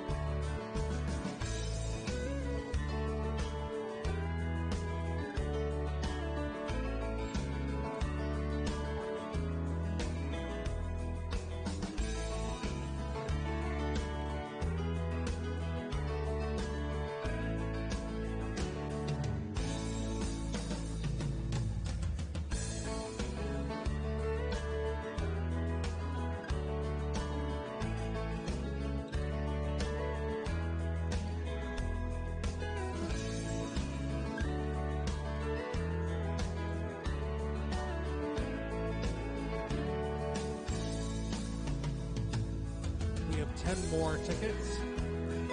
Ivan Hutchison, you're out. Romax Cattle Co., you're out. Chowan family, you're out. Will Walsh, you're out. Haley Boys, you're out. Darling Cattle Co., you're out. Adam Gilbert, you're out. Brad Flederis, you're out. Adrian O'Collison, you're out. And Courtney Pletch, you're out.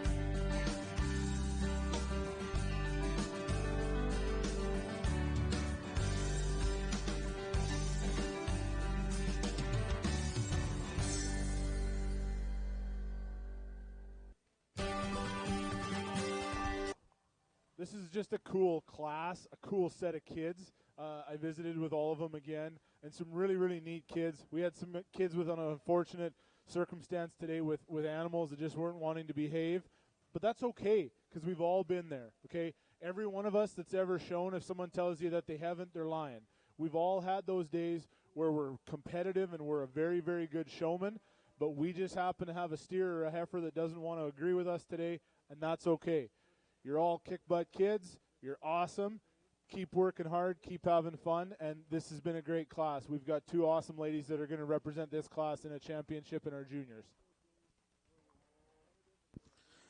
First place in this fourth heat of junior showmanship, ring number 82, Brinley Miller.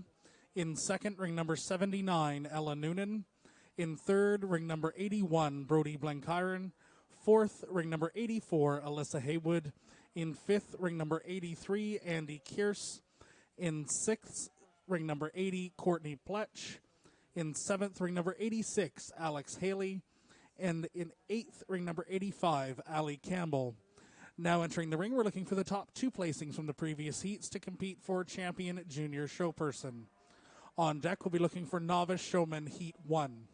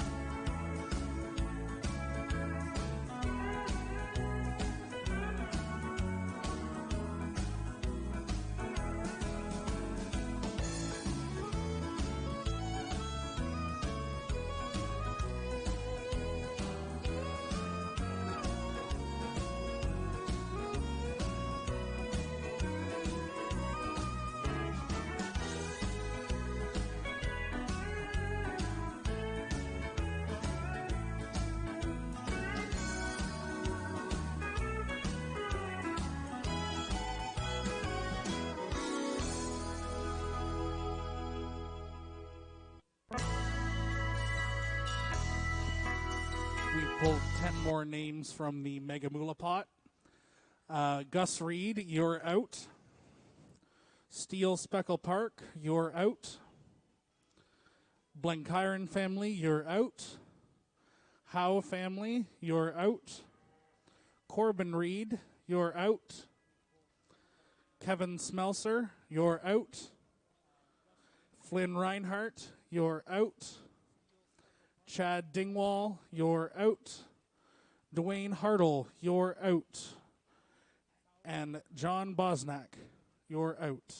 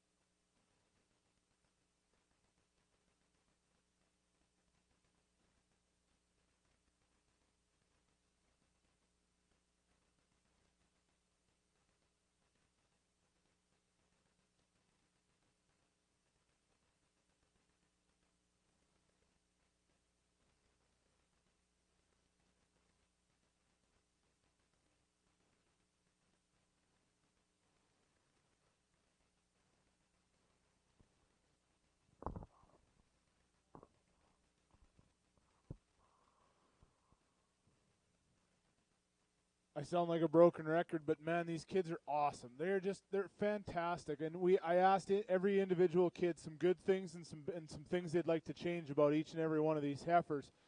And it makes me happy and so proud that these kids they're knowledgeable. They know exactly what some of the faults are on these heifers, and they're very honest about some of them for sure. I had one kid tell me that, my heifer isn't the stoutest. She just plain and simple isn't, and I love that. I love that these kids have the intellectual honesty that they can actually tell you that and be upfront with you and the confidence to say that, and that's phenomenal. I left 3 kids out there because those 3 young showmen are tremendous. Every one of these kids, you guys could come show for us anytime if you ever wanted to come out to Alberta, but these 3 kids just set themselves apart in terms of staying calm, staying relaxed in every situation. Whether we were moving or side by side, they gave themselves the proper amount of space and room to allow themselves the most amount of success. We want to make sure that we always stay alert and attentive to those heifers, so we want to make sure their heads stay up, stay very proud, and then the little things, right? It's watching where the feet is placed at the proper time. It's helping the person in front of you, twisting a tail.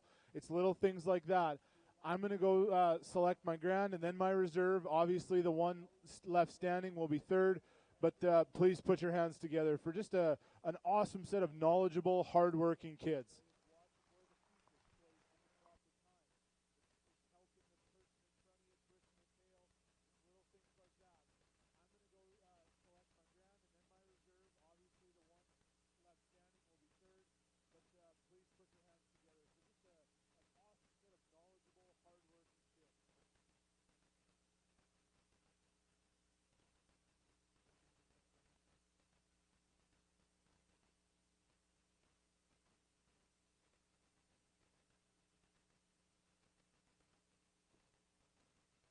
Congratulations to Peyton Donays, your champion junior show person.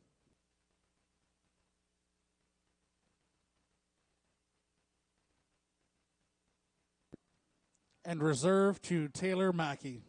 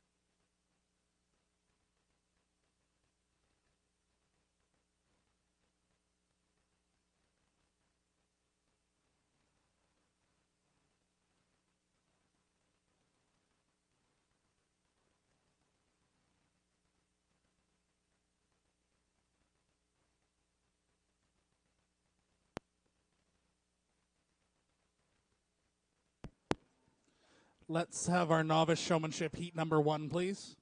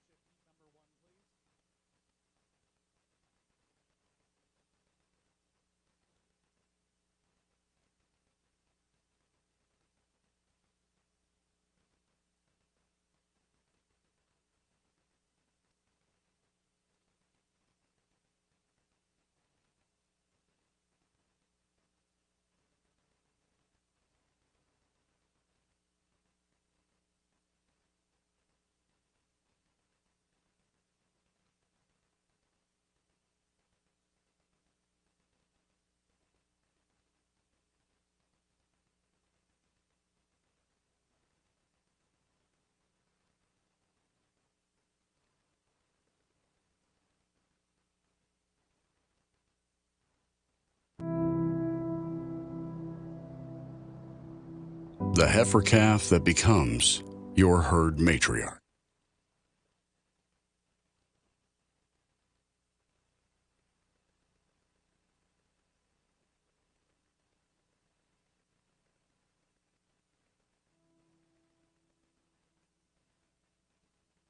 The heifer calf that becomes your herd matriarch.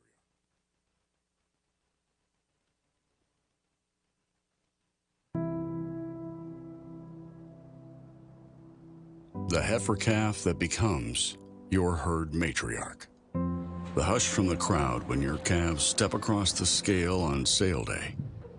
And the accolades when the gavel falls after the last lot sells. The road to these accomplishments starts well before dawn and continues late into the night. They're born from sweat on your brow, scrapes on your knuckles, and more hard work in a week than most people do in a lifetime. But we know there is more to your operation than what the world sees. We understand the years of planning, preparation, and sacrifice that it takes to succeed. At Gen X, our philosophy has always been cow sense and science. Like you, we rely on the knowledge of those that came before us. We appreciate cattle for their phenotype and know the importance of hard-to-measure traits to your bottom line. We believe that behind every good bull is an even better cow.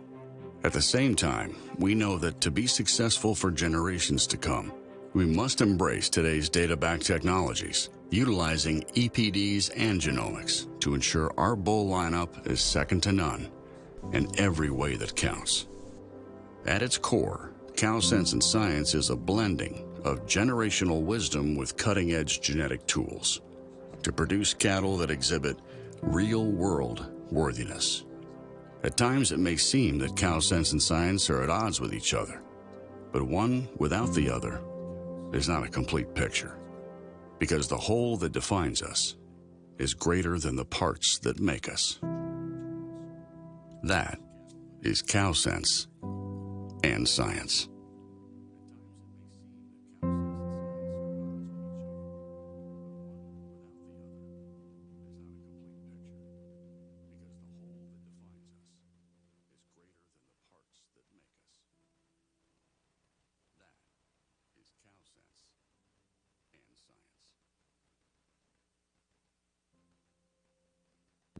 Let's have heat number 1, Novice.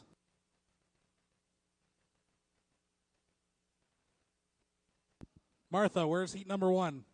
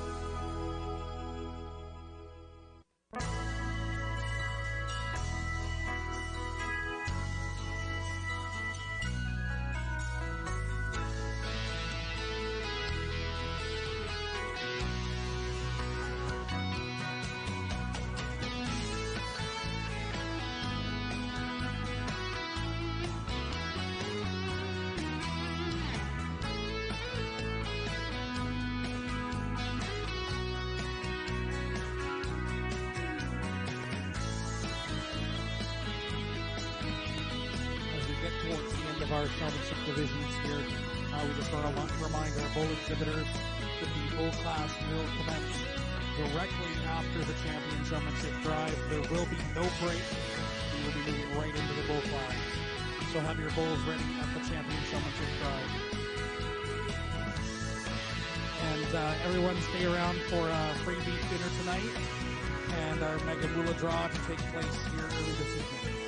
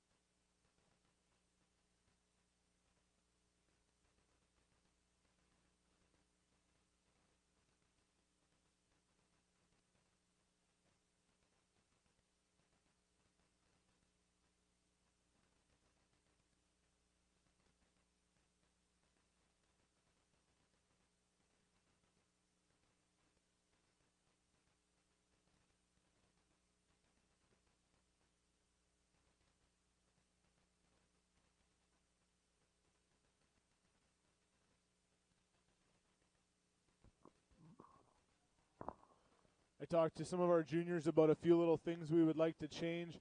The two girls that are going to advance out of this class did an awesome job, especially the girl that wins the class just stayed calm.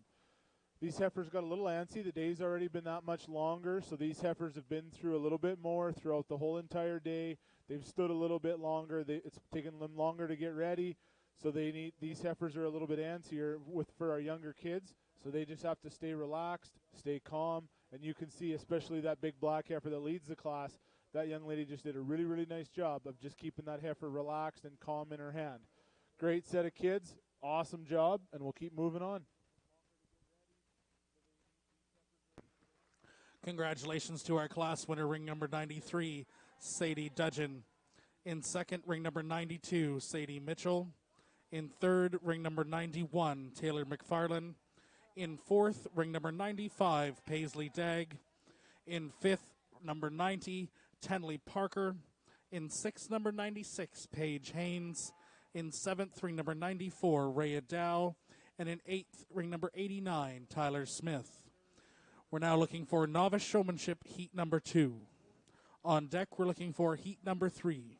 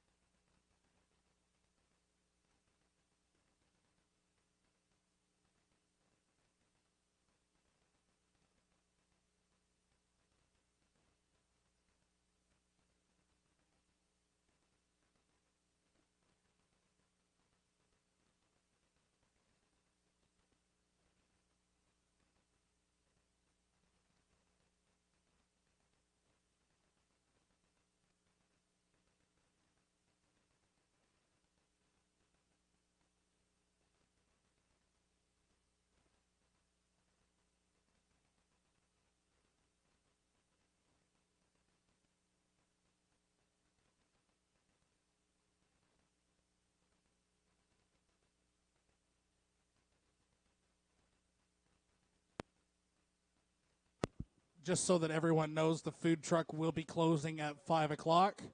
The food truck at the end of the building will be closing at 5 o'clock.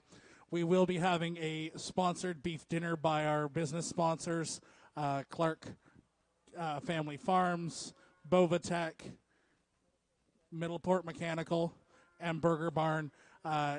Early this evening, we will be having a supper sponsored by them.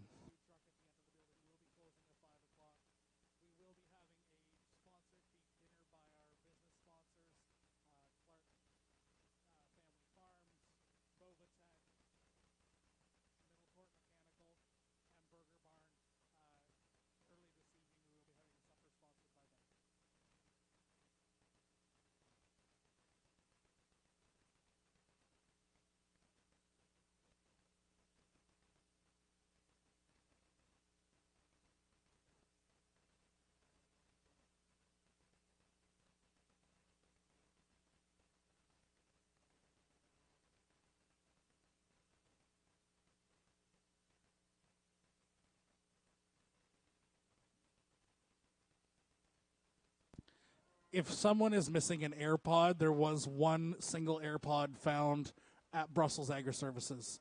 So if you're missing one, please go see them.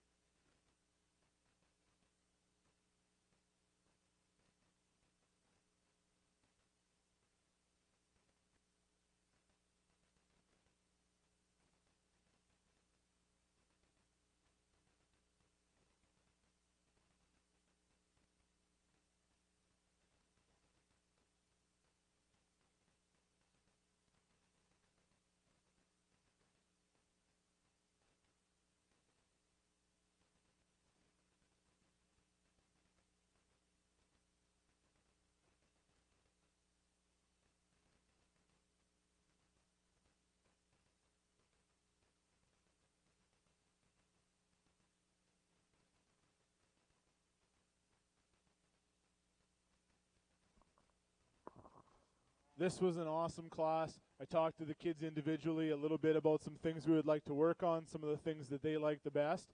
And then we've got 2 young girls that are going to represent us pretty good in a championship class, and they'll give some of the older kids a run for their money. So great job. Congratulations to Novice Showmanship Heat number 2 winner, ring number 103, Jordan Petherick. In second, ring number 102, Josie Crawford. In third, ring number 97, Owen Pletch. In fourth, ring number 98, Nathan Swackhammer. In fifth, ring number 100, Kayla Campbell. In sixth, ring number 101, Casey Dawson. We're now looking for Novice Showmanship Heat number 3, followed by our Novice Champion Showman, which is the top 2 placings from the previous division heat.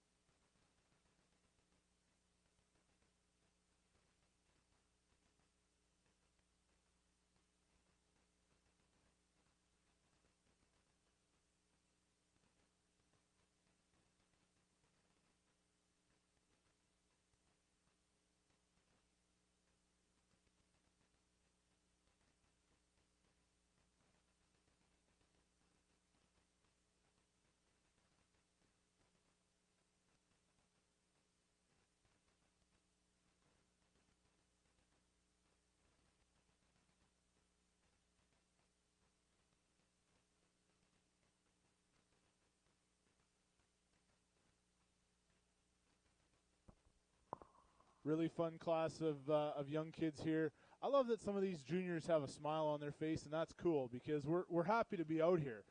We didn't see very many smiles in our older kids. Some of those kids take this pretty serious, which is a good thing for sure.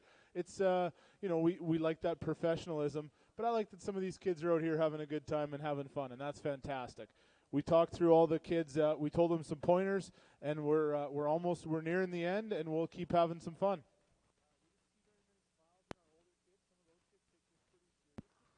First place in this third heat of novice showmanship, ring number 105, Haley Hamill. In second, ring number 107, Corbin Reed. In third, ring number 108, Charlie Stone. In fourth, ring number 111, Austin Groves. In fifth, ring number 109, Briggs Miller. In sixth, ring number 106, Emily Lawrence. In seventh, ring number 110, Bailey Lawrence. And in eighth, ring number 112, Albert Reinhardt. We're now asking the top two placings from the previous heats to come back for novice showperson champion.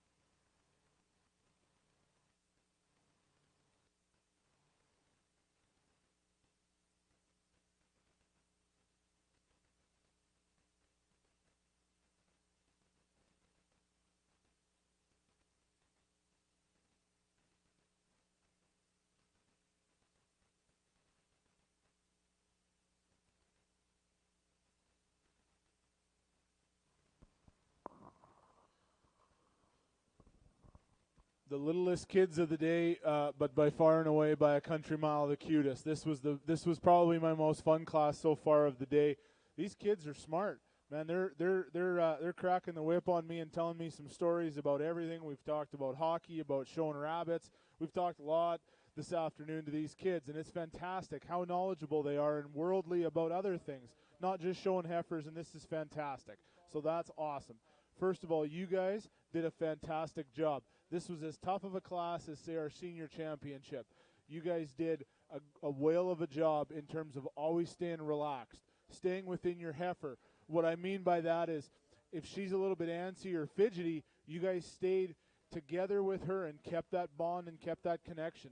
Most of these kids said they helped halter break that heifer, and that's why they're staying good and true to that bond, and that's fantastic, okay? The two young girls that win this division, I think as soon as they came out in their class, it was going to be pretty tough to get around them. They just have a connection and a bond with those two females that you can see right from the get-go that they're not gonna act up, because those two girls have those heifers cracked pretty nice and pretty tight, and they stay within that real close bond, and that's fantastic. So please put your hands together for an awesome set of young kids here we had.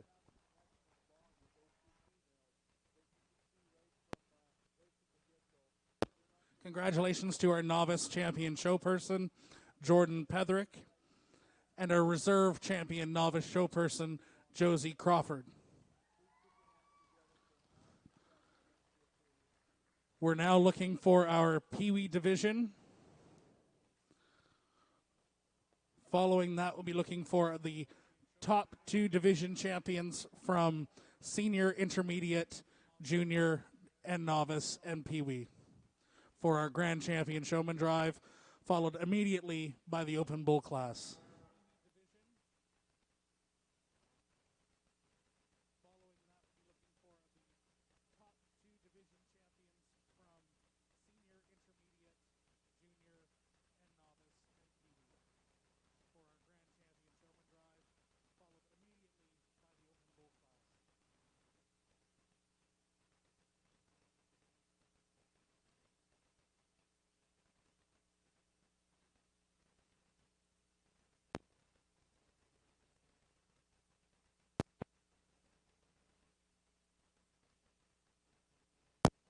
We have drawn 10 more tickets for the Mega Moolah. Robert and Maxine Weir, you're out. Charlie Oates, you're out. Scott Dykstra, you're out. Jack Archdeacon, you're out. Stevens Genetics, you're out. Carlisle Reed, you're out. Rhinestone Farms, you're out. Alan Carey McLean, you're out. Jess Martin, you're out. Lovell Farms, you're out.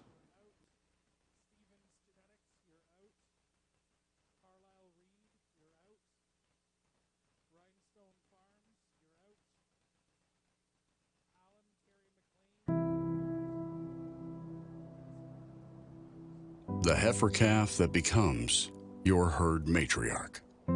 The hush from the crowd when your calves step across the scale on sale day. And the accolades when the gavel falls after the last lot sells. The road to these accomplishments starts well before dawn and continues late into the night. They're born from sweat on your brow, scrapes on your knuckles, and more hard work in a week than most people do in a lifetime. But we know there is more to your operation than what the world sees. We understand the years of planning, preparation, and sacrifice that it takes to succeed. At Gen X, our philosophy's always been cow sense and science. Like you, we rely on the knowledge of those that came before us. We appreciate cattle for their phenotype and know the importance of hard-to-measure traits to your bottom line. We believe that behind every good bull is an even better cow. At the same time, we know that to be successful for generations to come, we must embrace today's data-backed technologies utilizing EPDs and genomics to ensure our bull lineup is second to none in every way that counts. At its core, Cow Sense and Science is a blending of generational wisdom with cutting-edge genetic tools to produce cattle that exhibit real-world worthiness. At times, it may seem that Cow Sense and Science are at odds with each other, but one without the other is not a complete picture, because the whole that defines us is greater than the parts that make us. That is Cow Sense and Science.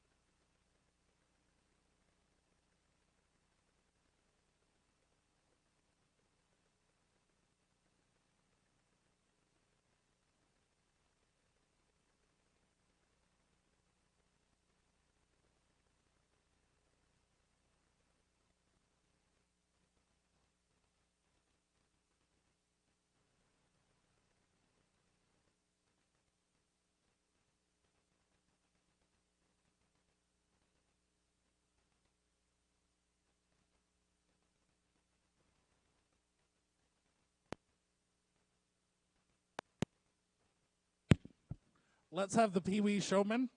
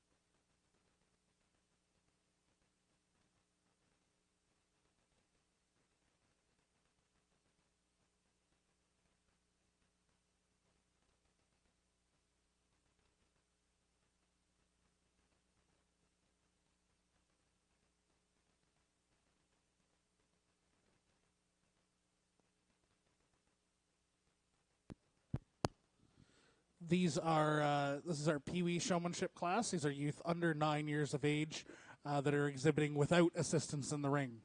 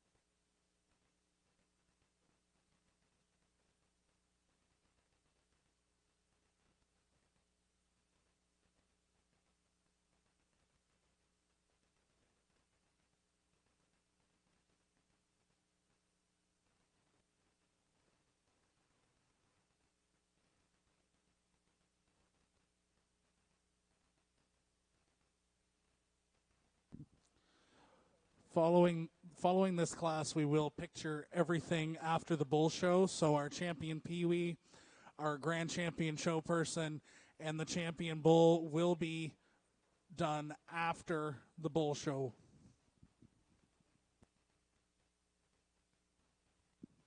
In the marshalling area, we should have the top 2 division champions from each of senior, intermediate, junior, novice, and PeeWee for our grand champion show person drive.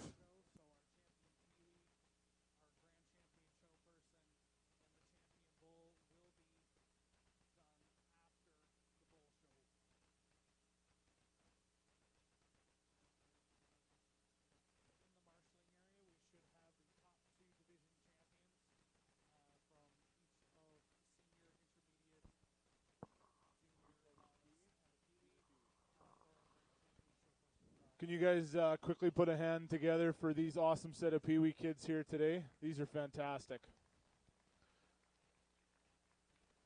We had a little misfortune with one. One got stepped on. We had another that was giving us some gears and some times, but that's okay. And what I told the young man that got stepped on is he had a tear, he wiped it away, and he stuck with it. And that's what good showmen do, is they stay with it no matter what happens in the ring. We got 5 to 10 minutes that we have to be in here, and you just got to stick with it and have fun, and we'll keep going. And you did a really, really good job, okay? We got an awesome set of kids all day long. 6 hours of showmanship was massive. That's as big of a showmanship deal as I've ever done. So you guys did a fantastic job all day. We'll have a few more classes the rest of the afternoon, but thank you guys so far for sticking with it. It's been awesome.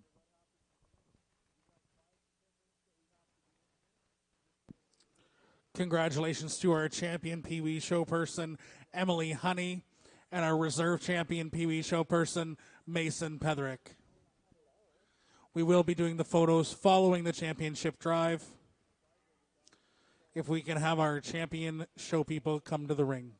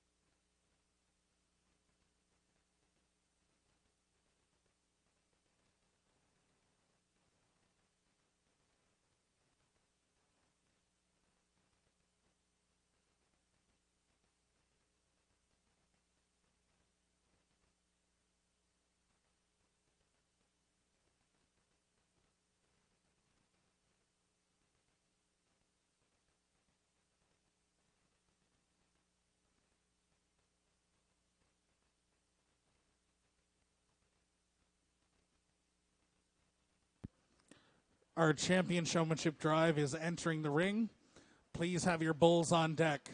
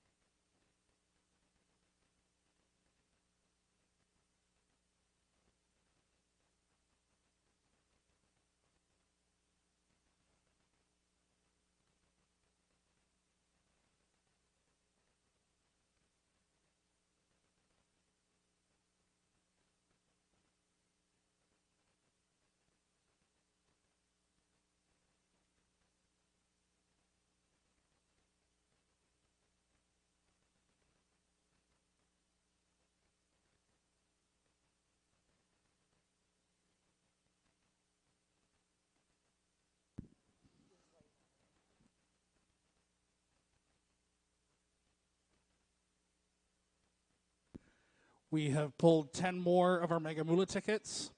Laura Hulak, you're out. Scott and Elizabeth McDonald, you're out. Mac Watson, you're out.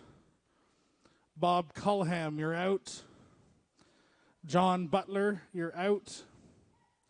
Haley Boys, you're out. Andrew Vandermeulen, you're out. Mark Kane, you're out. Adam McKay, you're out. That brings us to our final 20, which we will draw at the Mega Moolah event here this evening, following the Bull Show.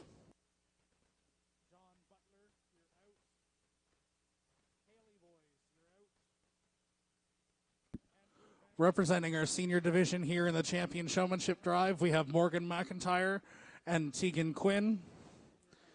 Representing the intermediate division, we have Rebecca Hess and Emily Mackey. Representing the junior division, we have Peyton Donay and Taylor Mackey. Representing the novice division, we have Jordan Petherick and Josie Crawford. And representing the PeeWee division, we have Emily Honey and Mason Petherick. Big round of applause to all of these young people who have come to our championship drive.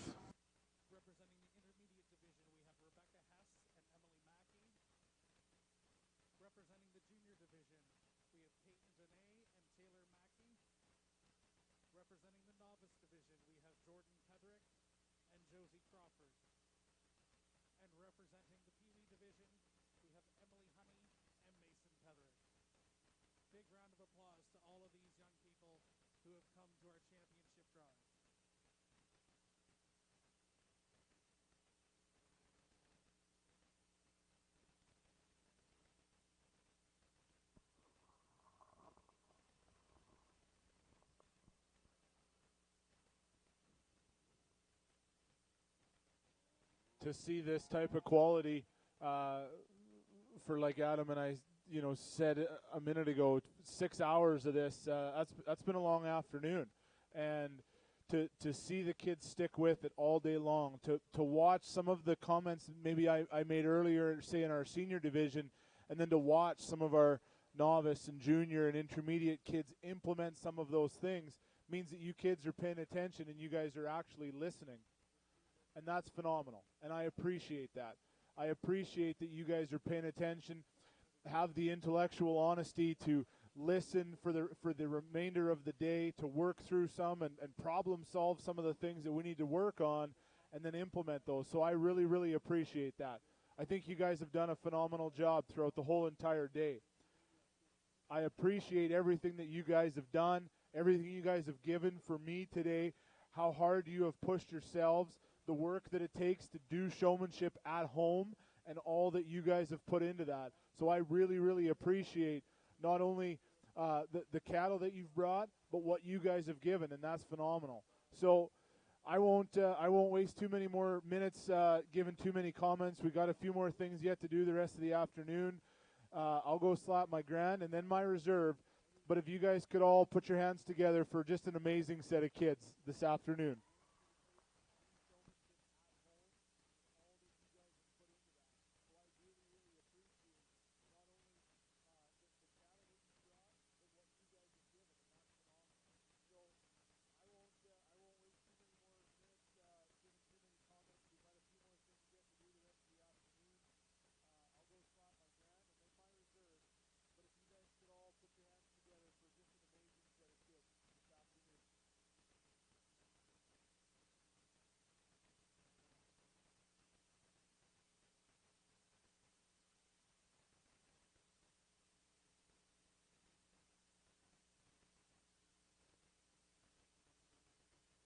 Congratulations to Morgan McIntyre, your grand champion show person today.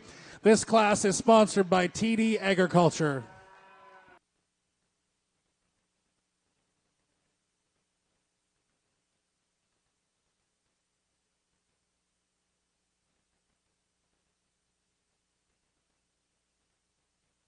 And our reserve champion show person to Jordan Petherick, also sponsored by TD Agriculture.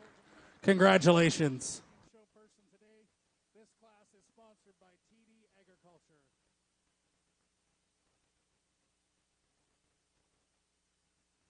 We will do photos following the bull show, so please stick around and we will do photos following the bull show.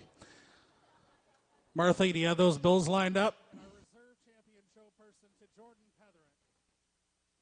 Also sponsored by TD Agriculture. Congratulations.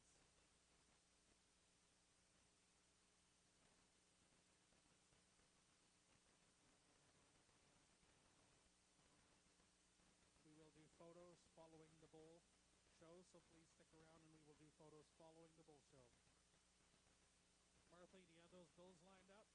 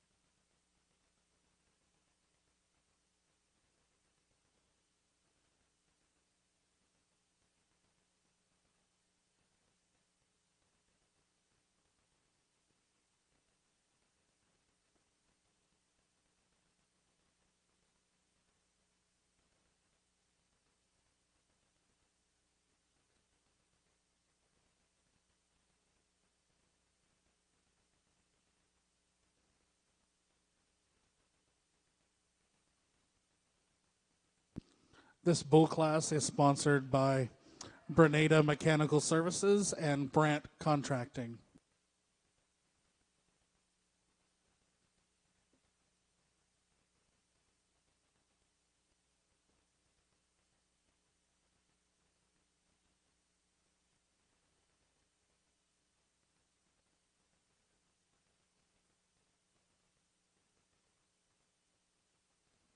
This bull class is sponsored by Grenada Mechanical Services and Brandt Contracting.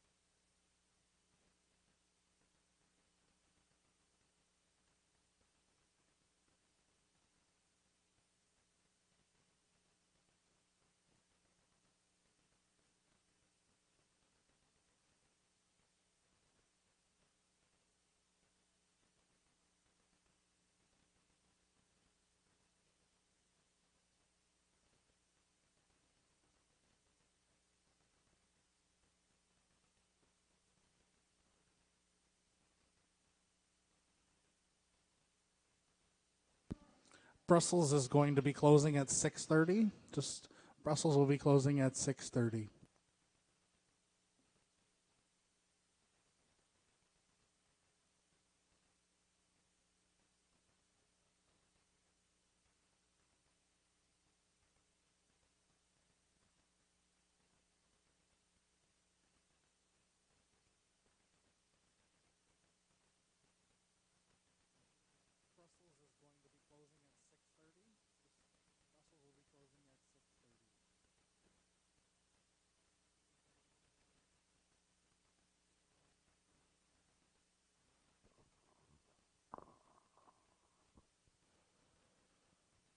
Well, this is kind of fun because at home, and I would assume here the very same thing, it's bull sale season at home, right? So February to April is when everybody's making the genetic selections that are going to help advance their cow herd for the next 2, 3, 5 years down the road. So to see a set of bulls in here this time of year is really, really neat.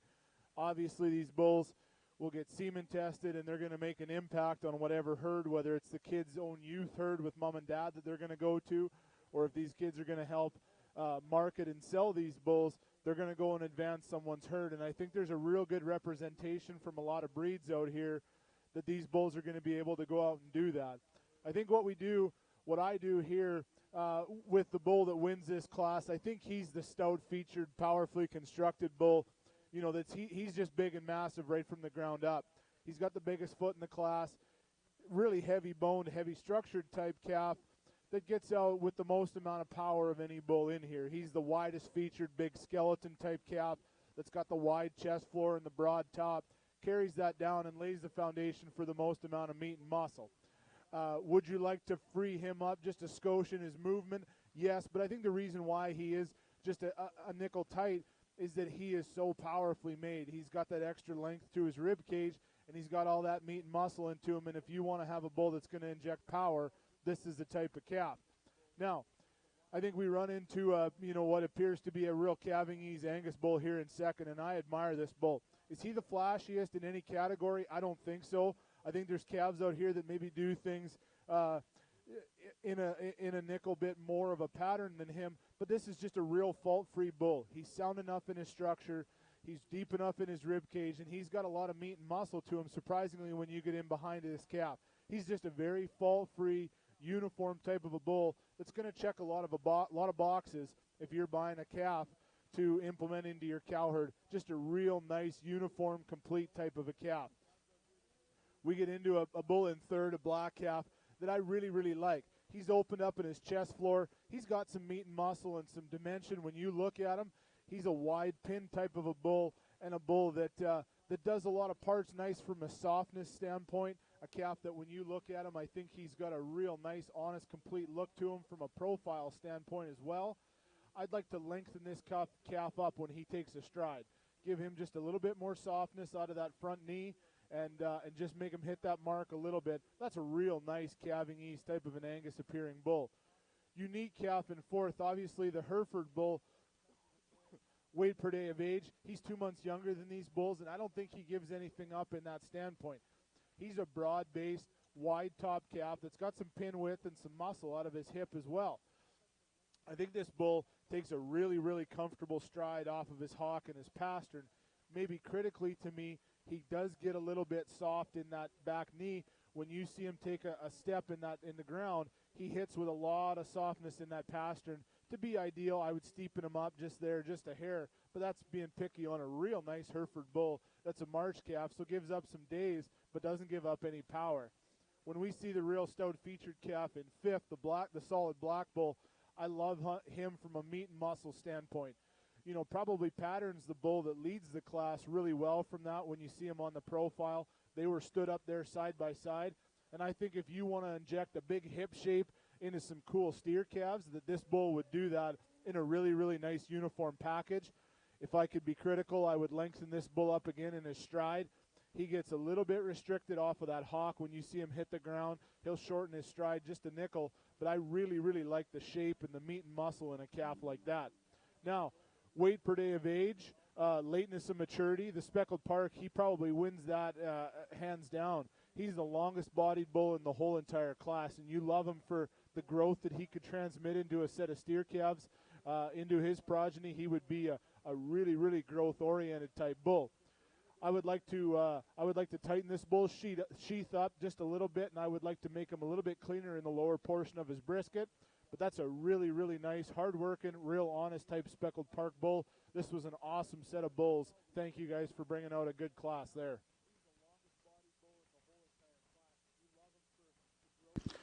Congratulations to our class winner, ring number 197, Cade's Kaboom 13K, exhibited by Cade Early.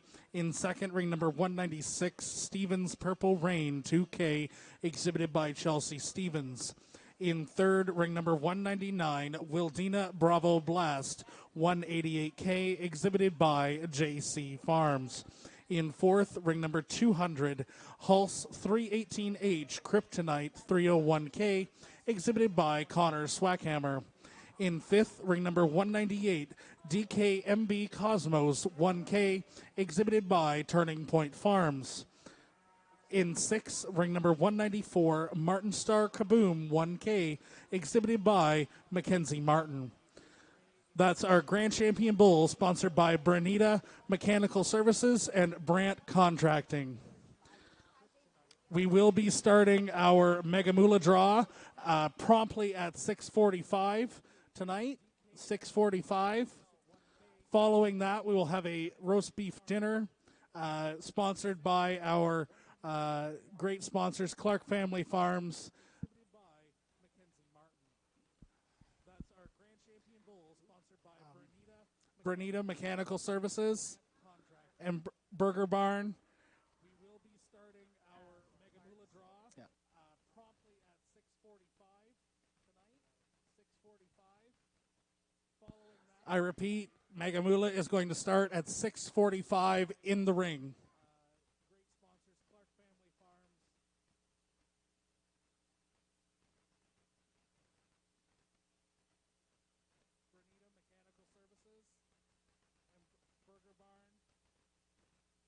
I repeat, Mega Moolah is going to start at 6:40.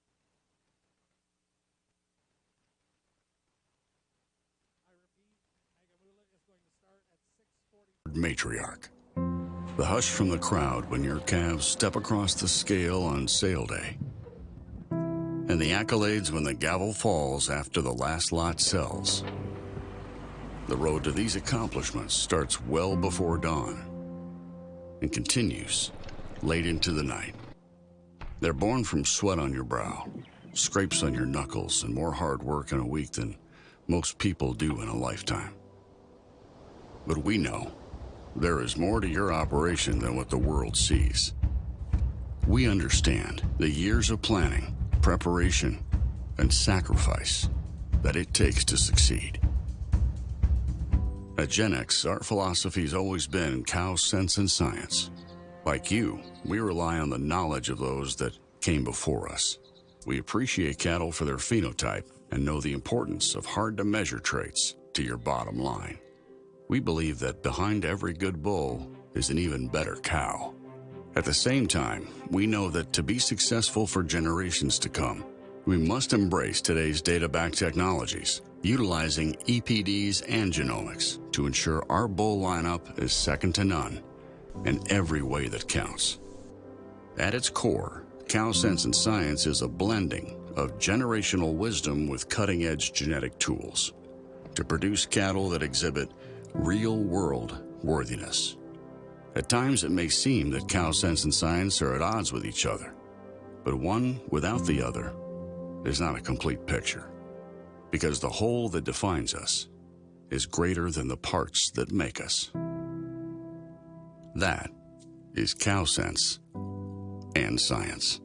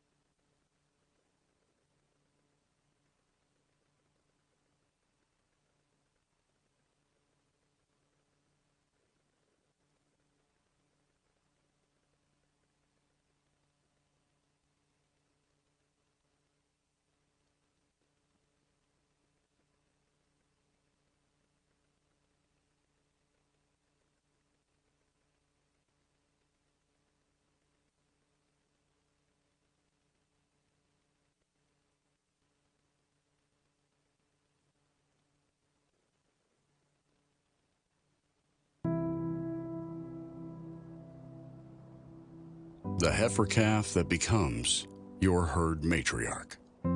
The hush from the crowd when your calves step across the scale on sale day. And the accolades when the gavel falls after the last lot sells. The road to these accomplishments starts well before dawn and continues late into the night.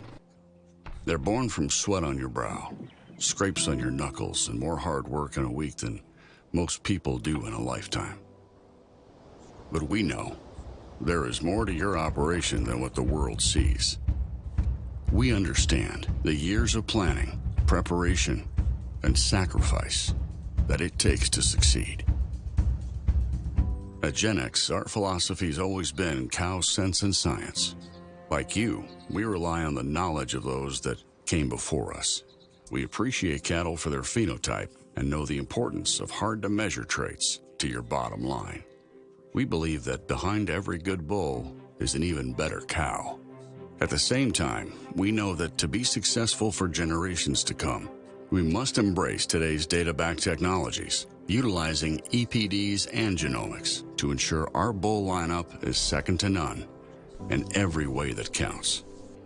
At its core, Cow Sense and Science is a blending of generational wisdom with cutting-edge genetic tools to produce cattle that exhibit real-world worthiness.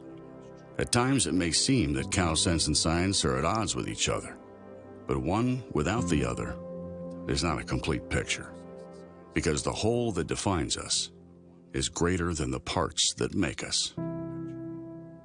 That is Cow Sense and Science.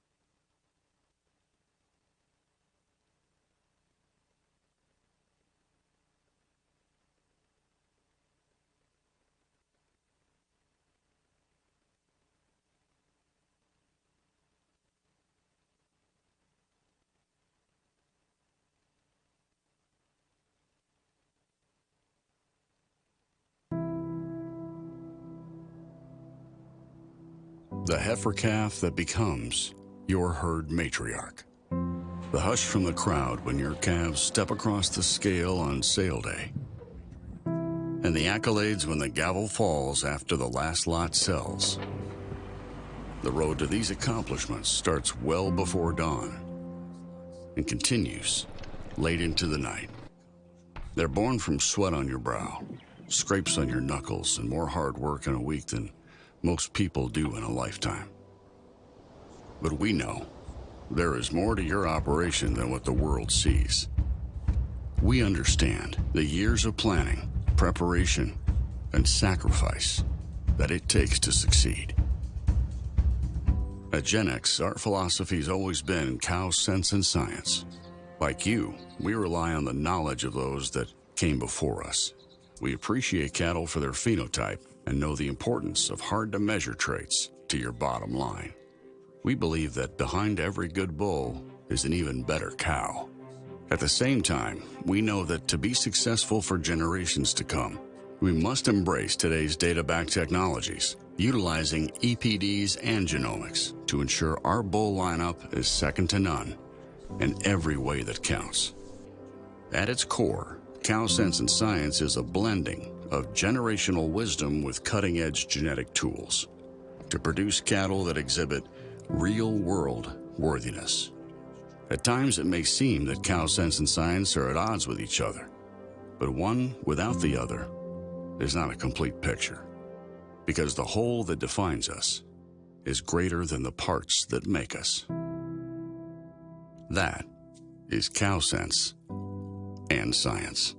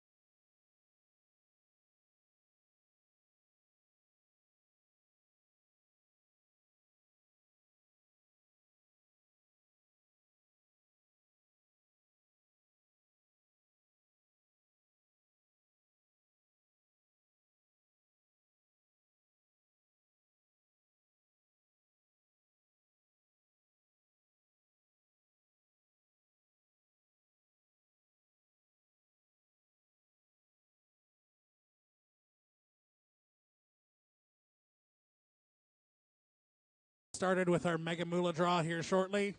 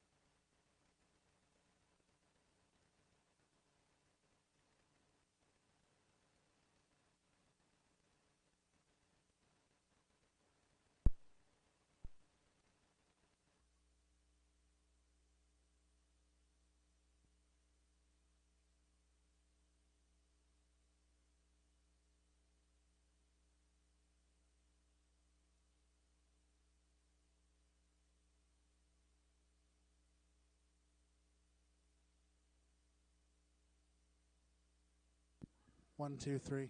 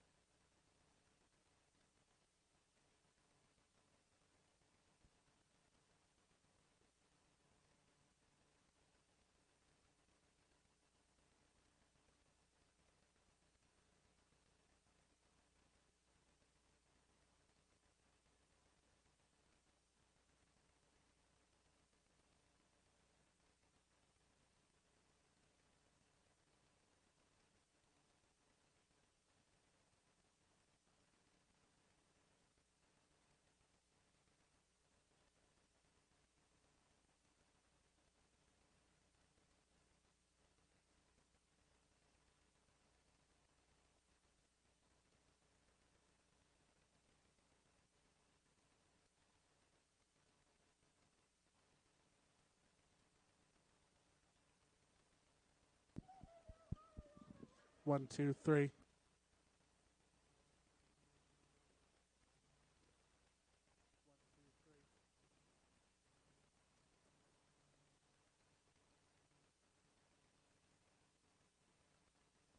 One, two, three, four.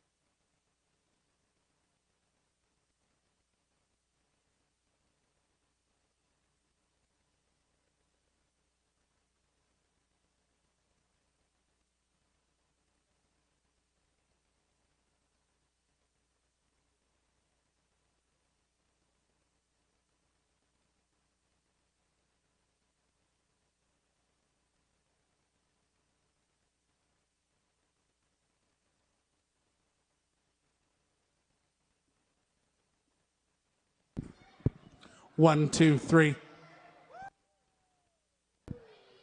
Hallelujah. One, two, three. Hallelujah. 1, 2. 1, 2, 3, 4.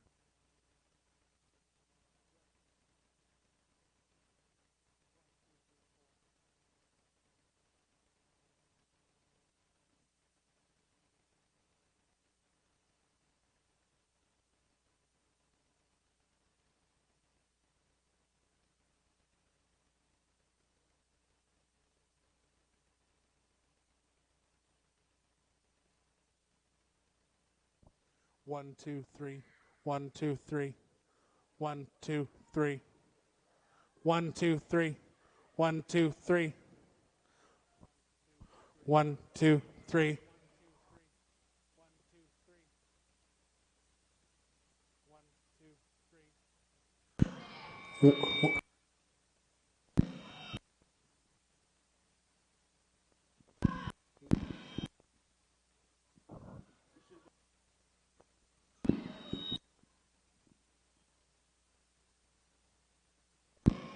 1, 2.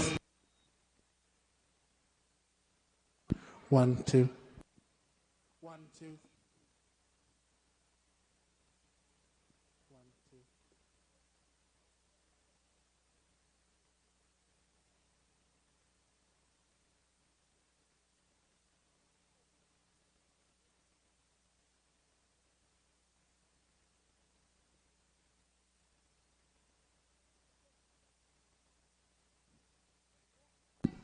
We are ready to get started with our Mega Moolah draw.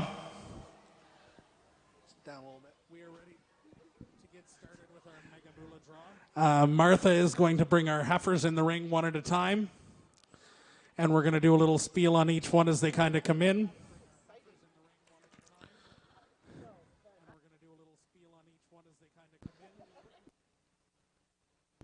Our first heifer coming to the ring today is offered by Turning Point Farms, Dan Boers, Kim Purich, and family. This is DKMB Kahlua 2K. This heifer has extra length that ties very nicely into an elegant head and neck. Kahlua is good-footed and exceptionally sound in her structure.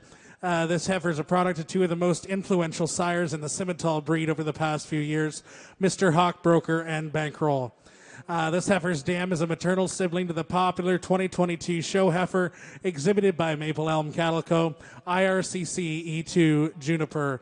She was a many-time champion across the province and was even competitive at the American Junior Nationals. This cow family is known to produce the good-looking ones, and Kahlua is not any different than the cow family she traces back to with 8543U.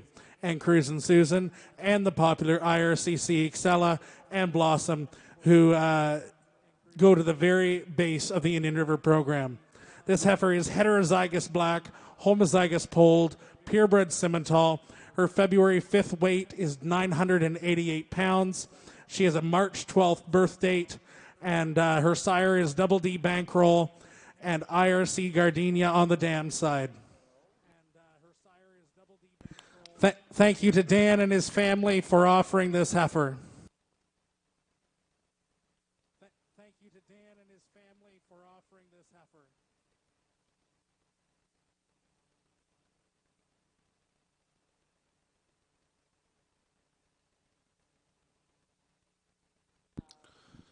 Coming in next, we have another heifer offered by Dan Boers, Kim Purich, and family at Turning Point Farms. DKMB Cleopatra 3K. A very easy-doing heifer that comes with a sweet temperament. If you like your cows big-ribbed, stout-made, and extremely sound when they are in the motion, then Cleopatra is for you. Her dam has a near-perfect udder and exceptional maternal instincts. This heifer's pedigree will make a positive impact in any herd. She's sired by the breed-leading Captain Morgan. The number of progeny sired by this great bull that have made a positive impact in the Simmental breed are countless. On the dam side, this female is off of a great bankroll daughter that goes back to the infamous 8543U female. Her February 5th weight is 992 pounds, and she is also a purebred Simmental female. Their sire is SVS Captain Morgan 11Z. Her dam is Double Bar D Galaxy 443G. And again, she is on offer from Dan Boers, Kim Purich, and family at Turning Point Farms. And again, she is on offer from Dan Boers, Kim Purich, and family at Turning Point Farms.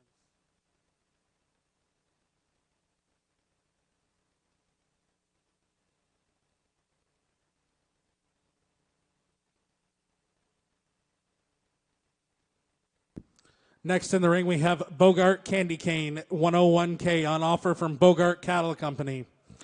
She is a long-sided, big-rib, feminine-built female with tons of hip and power. Her sire, HVA Fireball, was a $20,000 high seller in Western Canada that was promoted by Perico Charlet and the Dang Charlet crew.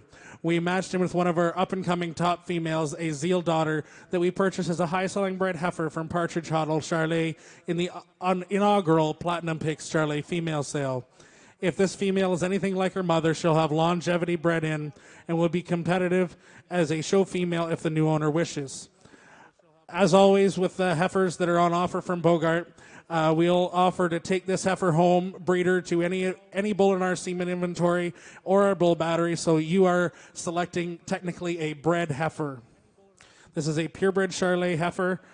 Going back, her sire is HVA Fireball and her dam is PHL Giselle 1G. Going back, her sire is HVA Fireball and her dam is PHL Giselle 1G.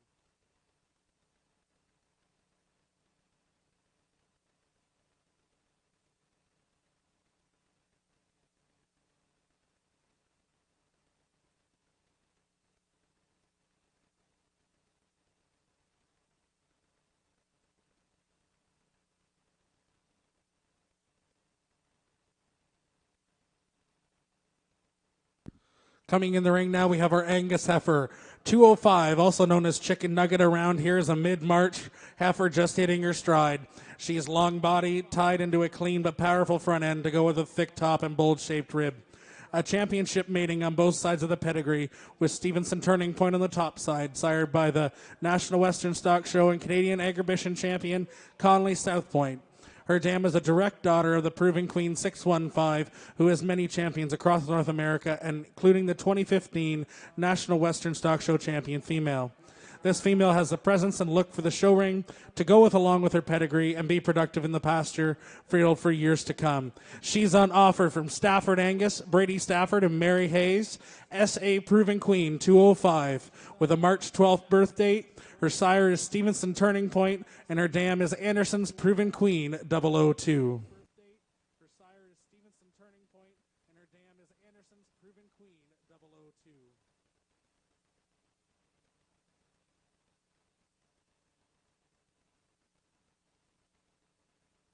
Our last female entering the ring is on offer from Academy Hill Livestock, John and Kathy Pearson, Academy Hill Cookie 3K.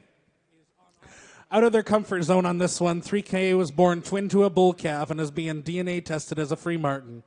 Therefore, she is being offered as a market heifer prospect female. Papers will not be transferred. She's up-headed and cocky since day one. She was a major factor as to why the majority of this year's calf crop is sired by True North. He was an Agribition champion and a Supreme Top 10 qualifier. Cookie is a junior showman friendly with a temperament as sweet as her name. She weighed 957 pounds on January 24th, 2023. Academy Hill Cookie 3K.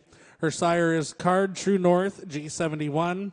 Her dam is Academy Hill Yogurt 7Y with a 5th of January 2022 birth date.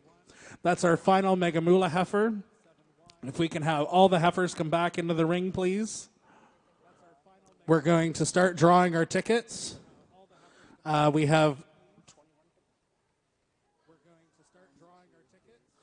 We have 20 tickets left. We're going to draw these out here now. We're going to have our judge for today do the draw.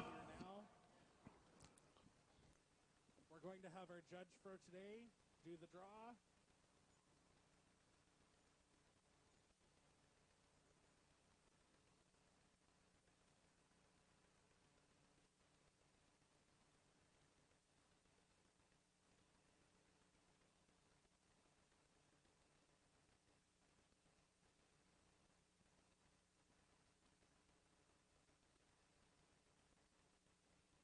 Kaylin Barton, you're out.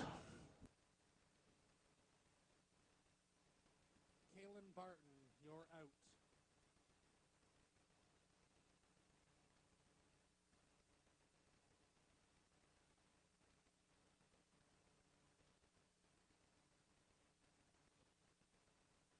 Tom Howard, you're out.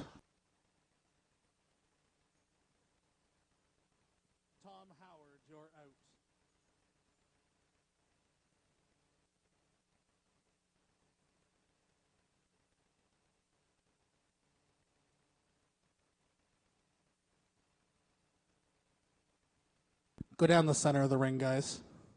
One line down the center of the ring. Brian Noonan, you're out.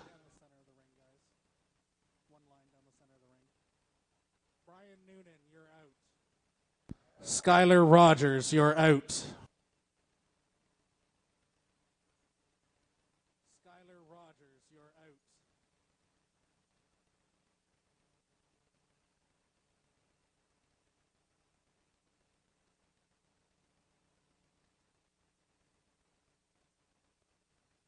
Kayla Boot, you're out. Kayla Boot, you're out. TL and Joe White, you're out. TL and Joe White, you're out.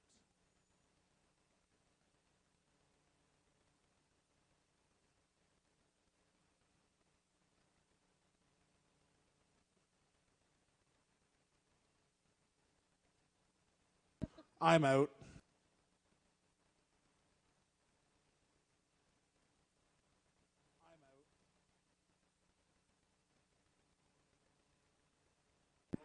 Rebecca Redner, you're out. So now we're starting into our sponsored prizes.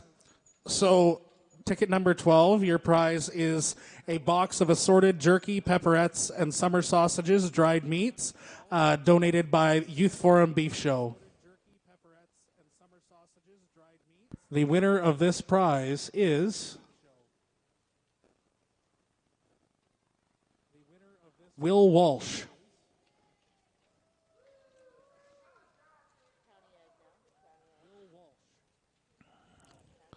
This prize is number 11, Pail and Show Supplies, donated by County Ag Services. The winner of this prize is Edgewater Farm. Donated by County Ag Services. The winner of this prize is Edgewater Farm. Prize number 10, Hat, Jacket, and Feed Bin, donated by Settlers Ag Supply. Prize number 10, Hat, Jacket, and Feed Bin, donated by Settlers Ag Supply. The winner is Edgewater Farm. The winner is Edgewater Farm.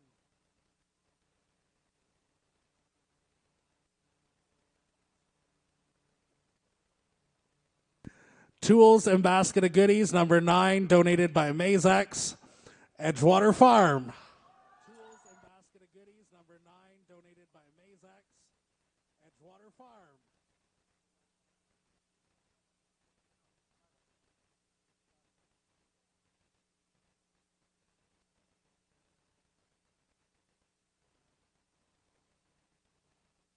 Our next prize is a Max Active 10-liter bottle, donated by Max Active.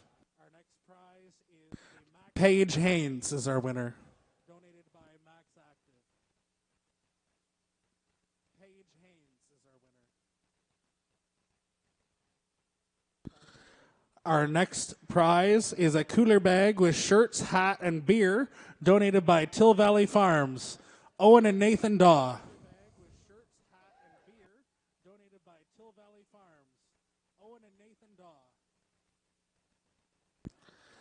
Our next prize is 10 units of semen, a hat, and some swag donated by Gen X.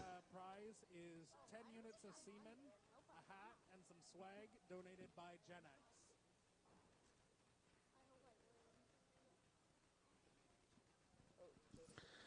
Jody Bolton, Polestar Angus. Jody Bolton, Polestar Angus. A bag of lights, coats, and steak knives donated by Ontario Corn-Fed Beef.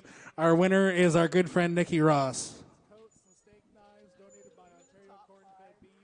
Our winner should be 5. Or no, should be 4 left.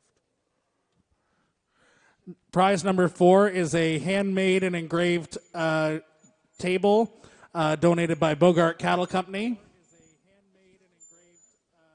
There's 4. Should be 4. Donated by Bogart Cattle Company. Okay, that's fine.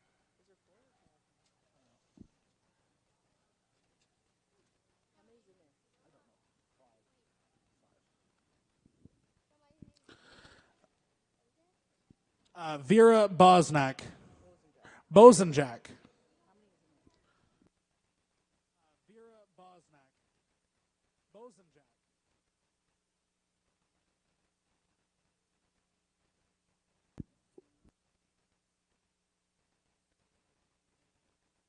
A gift pack of swag is our next prize from the Spring Forward Beef Committee. This is Tyler and Tyson Smith. This is Tyler and Tyson Smith.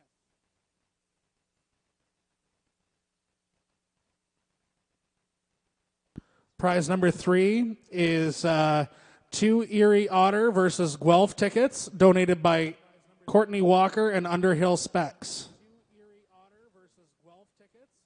Ashley Miller.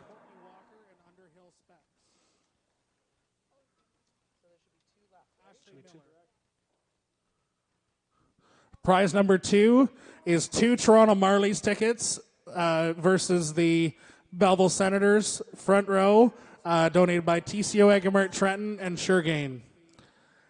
Skylar Rogers. And our final prize, let's have a drum roll. Our ticket winner for our heifer selection is Elliot McGregor. Our ticket winner for our heifer selection is Elliot McGregor.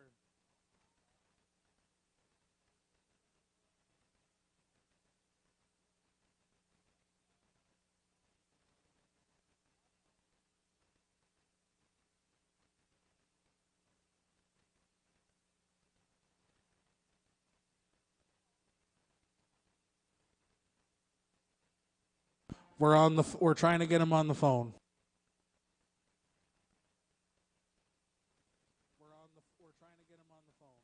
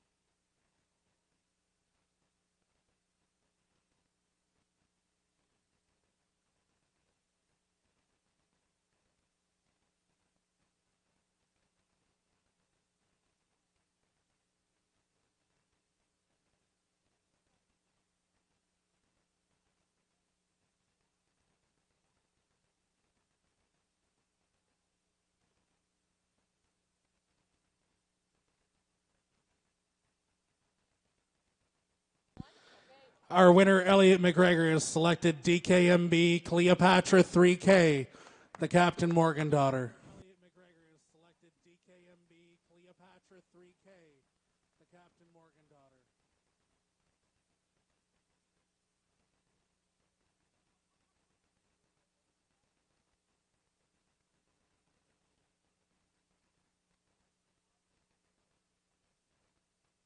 We're going to get a backdrop picture.